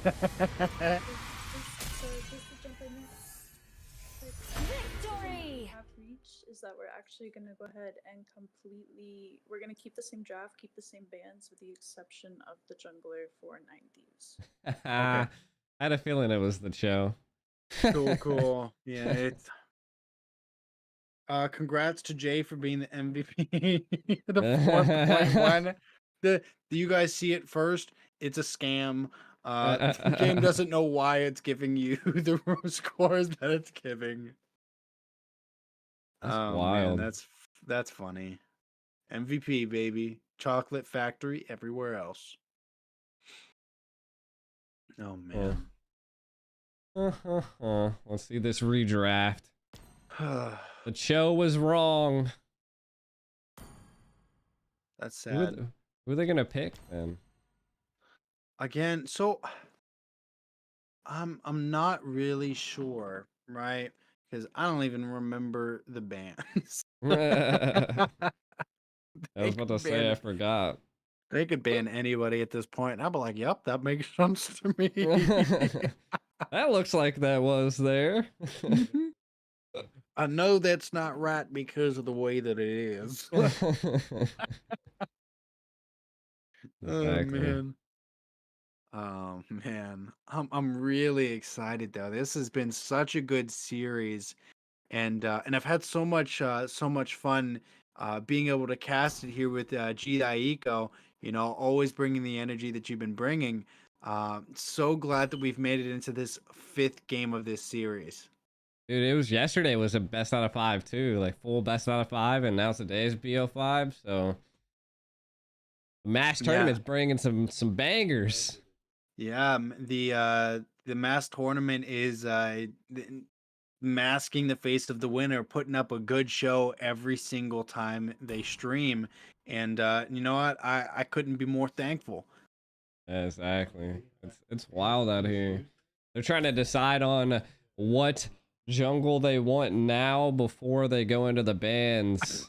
So that way they don't accidentally ban the jungle. Just don't ban any jungles. No. Just don't ban any jungle. Oh, they're going Martis. Wild. I knew it. Oh yeah. Yeah. I knew it. That was what was one of the things I said I thought would make sense for them to ban, but they didn't because nobody ever listens to me, you know. Easy peasy. Martis is the decision here. I don't think they banned Martis neither, so No. all right. All teams are ready. So keen to see how this unravels. I mean, will Martis diversify the team composition that they had though, do you think? I don't know. I mean, we'll have to definitely see. I'll just jump into the draft. Right now I think it's gonna I think it's just gonna come into come down to the wait and bait again, like F1 did before against 9T, right? They're just gonna have to keep that Martis at bay. Yeah, absolutely. Don't let them scale. Team is banning. Banning off random heroes to get to the draft. I love it. Oh yeah. We're jumping back into the last match of the night. Welcome to the last match. Demons shall bathe in their blood. All right. There's enough of that. We shall see. Valentina. The Valentina. The Lilia. The Martis. Your team is 3,000 worlds. Elixir. 1,000 worlds. I was like, I already forgot what they picked. No. It's so funny. I think it's so funny some of the expressions that some of the heroes say because Martis talks about how he's conquered 3,000 worlds, but just don't watch him get 1v1 by a preteen with cables, you know? Give me a target.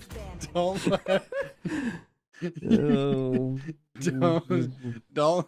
Kindness. Who will win, World Conqueror or Girl with Cables? It's always girls with cables, man. Yeah. Who will win, guy who's conquered 3,000 worlds or this girl and this bow and arrow she found? The bow and arrow. It's like we don't know her backstory. Maybe she conquered 3,000 worlds. It's so funny because it's so funny. What is it? Oh, it's like who's gonna win? Or it's like nothing can stop the power of friendship and these cool guns we found. Like Oh gosh. oh man, I think it's so cool. I don't if you guys haven't had the opportunity to actually read the backstories of some of the heroes, they're so good. Some of them are so well made. Big fan of the Moskov. Yeah, if you guys haven't read the backstories, absolutely worth the read within the hero section.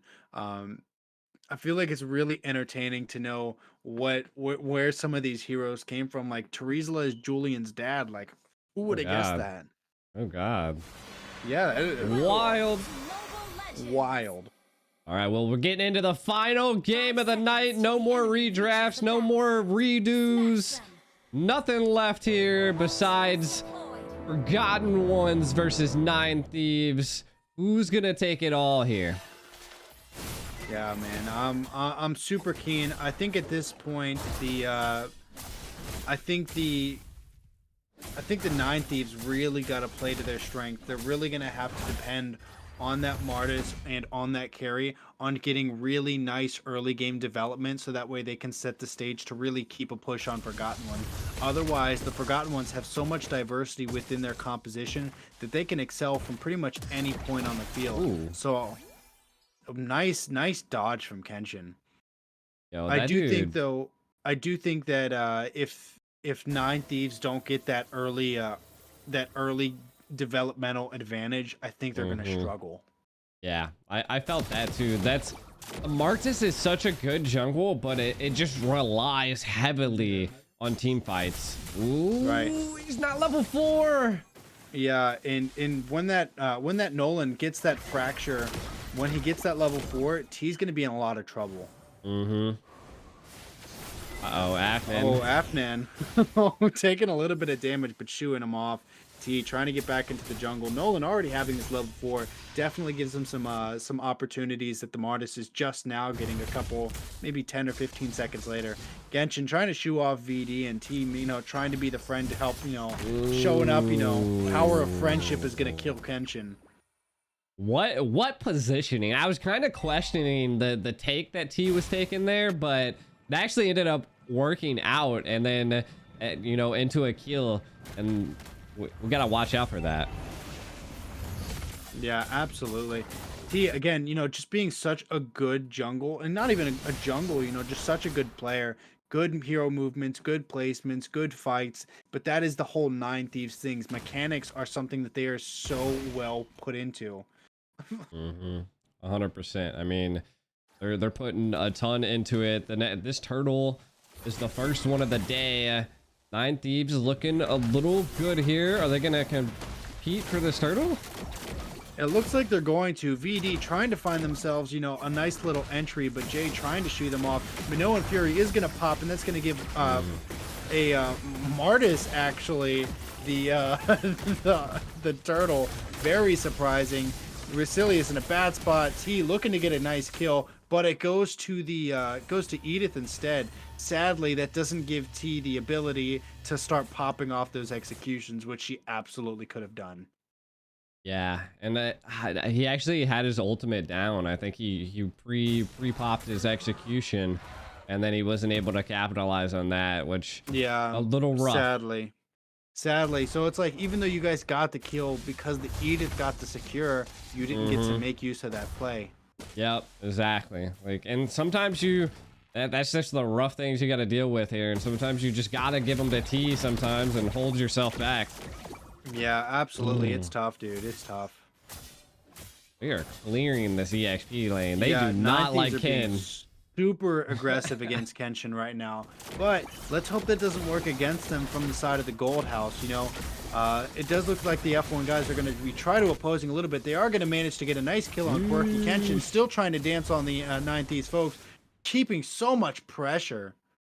But oh man, Fendi almost dropped to Savior, and that would have been huge for Carrie, especially with a following up on top of that tower. So, you had to pick one of the two. And, I mean, you almost know that Carrie's going to win that early fight. That Minnow and Fury pops on VD, but VD just ate it. I'm actually so surprised on how aggressive F1 is being, but this is something you got to keep an eye on too, right? Is that 9T is making them respond to them. So they're forcing them to fight, which is a good response to have here. Yeah, definitely put somebody in a position they might not opt to be in, and you're gonna get results that are favoring yourself, right? So like we see Resilius right now, they're trying to set a stage for the Lord, but we don't have enough presence from the J or from the Quirky to really effectively do what you want to do. And now just like that, they've got to shoo off, and it almost guarantees a turtle, and it does guarantee now the turtle 4T. So just like that, at the 5-minute mark, we're seeing just over a 2,000 gold lead favoring the 9thieves. And I hate to say it, but we've been here before. Yeah, where is this going though? Kind of looking at some of the gold differences that we're seeing. A 500 gold lead for Carry versus the Ixia, as well as the mage is a little bit far behind. Quirky struggling a little bit on the Valentina here, so. Yeah, absolutely. I definitely think some rotations are about on cue for this gold lane. Oh, Quirky, beautiful evasion. T tried to grab a hold of him and shoot him off. Ixia taking that pressure from the Tigreal. Taking that pressure from the Tigreal and Carry. Tigreal doing a beautiful cut, making sure that Ixia can't effectively cancel out or work against. Oh man, Kenshin taking a whole lot of damage. Really tried to open up on that VD, but just shut down. What a play. VD holding back, man. He had his flicker. He had everything he needed to slightly execute him, but he just didn't want to risk it because of the sustainability that Ken has. Yeah, it's just, again, you know, against some of these off lanes of the Forgotten Ones, you just have to play smart. Even when you're feeling confident, you have to respect the capabilities of the people that you're going up against. Oh man, the lane swaps have already happened. No. Implosion pops, Rusilius in a bad spot. Yori trying to put that pressure down. Ixia able to clean up the lane a little bit, but not without a whole team trying to chase Quirky. Yeah, right now we need to see 9thieves do exactly what they did before, force them into team fights, but it seems like they're just going to give them towers. They could just heal into the back line and fight as much as they want. And I feel like they got to keep that pressure up. At this point right now, the Forgotten Ones really need to play together. They have to use the unity that they have on their team and just stop getting singled out. A lot of the pressure that we've seen is you know, it's not 1v1s, it's 3v1s. He got his blue though. A lot of pressure there, but still able to secure that blue. Holding on. The gold lead's definitely favoring 9T right now. They just haven't been able to, you know, go for any turtles because again, they're just being kept at bay and they don't want a team fight. Right, and they need to if they want to do anything, you know. They need to clear their lanes, they need to stick to the basic fundamentals of the game, clear the minions, challenge objectives, and then rely on the people that you trust. And that is your team. You know, use the strengths to cover the weaknesses, and then just play the enemy team into a position that you can be aggressive with. Because like it's cool to play passively, and it can work in your favor to play passively sometimes. I'm not saying always be aggressive, but the thing is if you're never being aggressive, you will never win a team fight. Yeah, I think the thing we really got to look at is F1. What is their late game potential, right? Yeah, and I mean, late game, they absolutely, I think, take a little bit of favor over the side of the 9thieves. Again, I love the diversity coming from the side of the Forgotten Ones, but the thing is if they're not utilizing the CCs that they have from Jay and from Fendi in conjunction with each other, they won't be able to do anything with it. So like even right there, Tigreal had a beautiful set, and Jay tried to stop it, but just couldn't make anything happen. Full barrage popped up, but the 9thieves, they've got 4 people, 3 people running around with no health, barely getting out of there.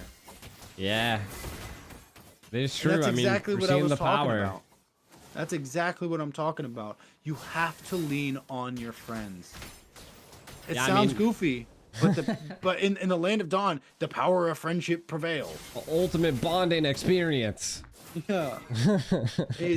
The power of friendship in these guns we found.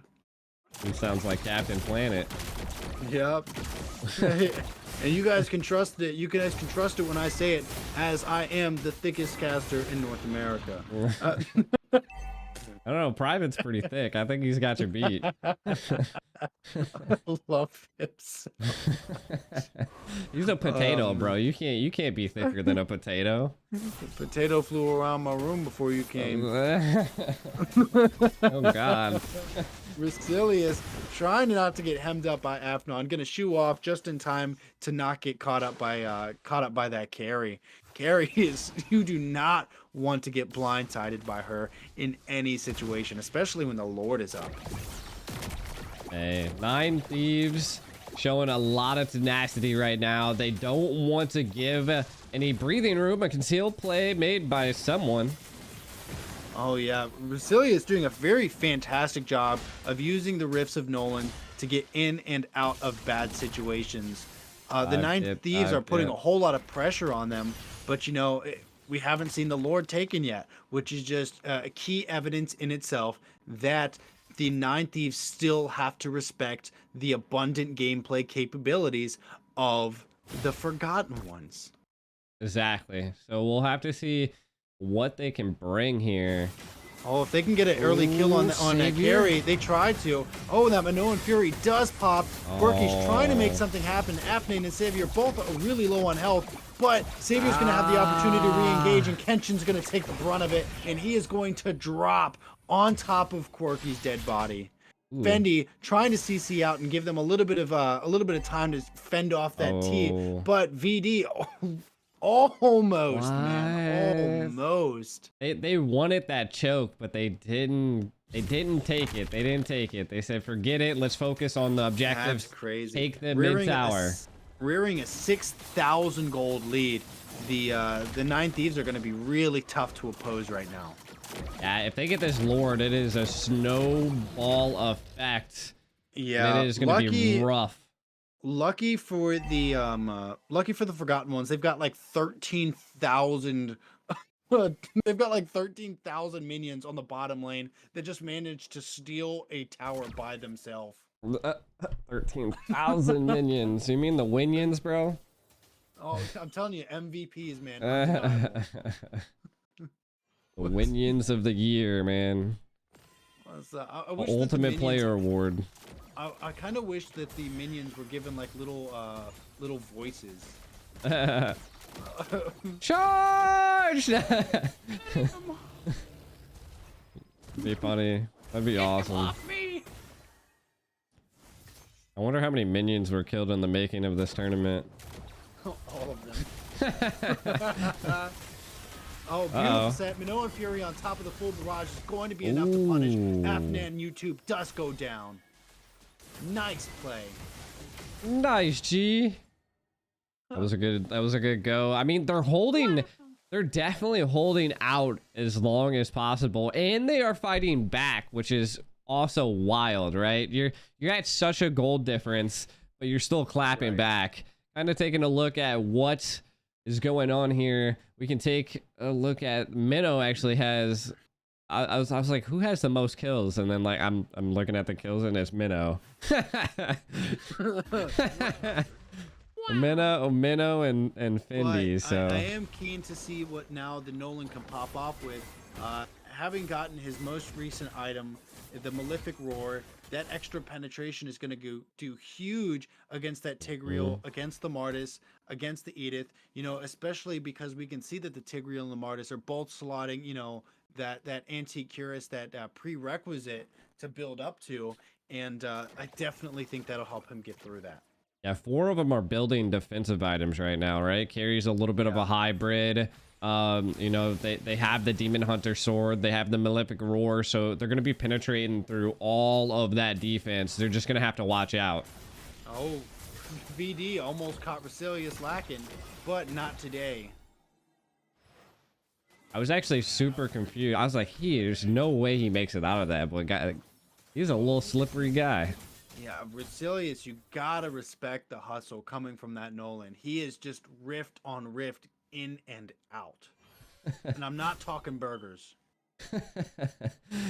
They're holding the line, man. F1 is holding it in. And I think, I wonder if they can, I don't think they can compete for this next Lord, but maybe if they can get a pick, maybe. You know what this game feels like right now? It feels like, I don't know if you guys are up to date on your Star Wars, but I've got high ground and Forgotten Ones are like, you underestimate my power. Well, that's what we're looking at right now. Can Forgotten Ones Anakin Skywalker this? We'll have to see.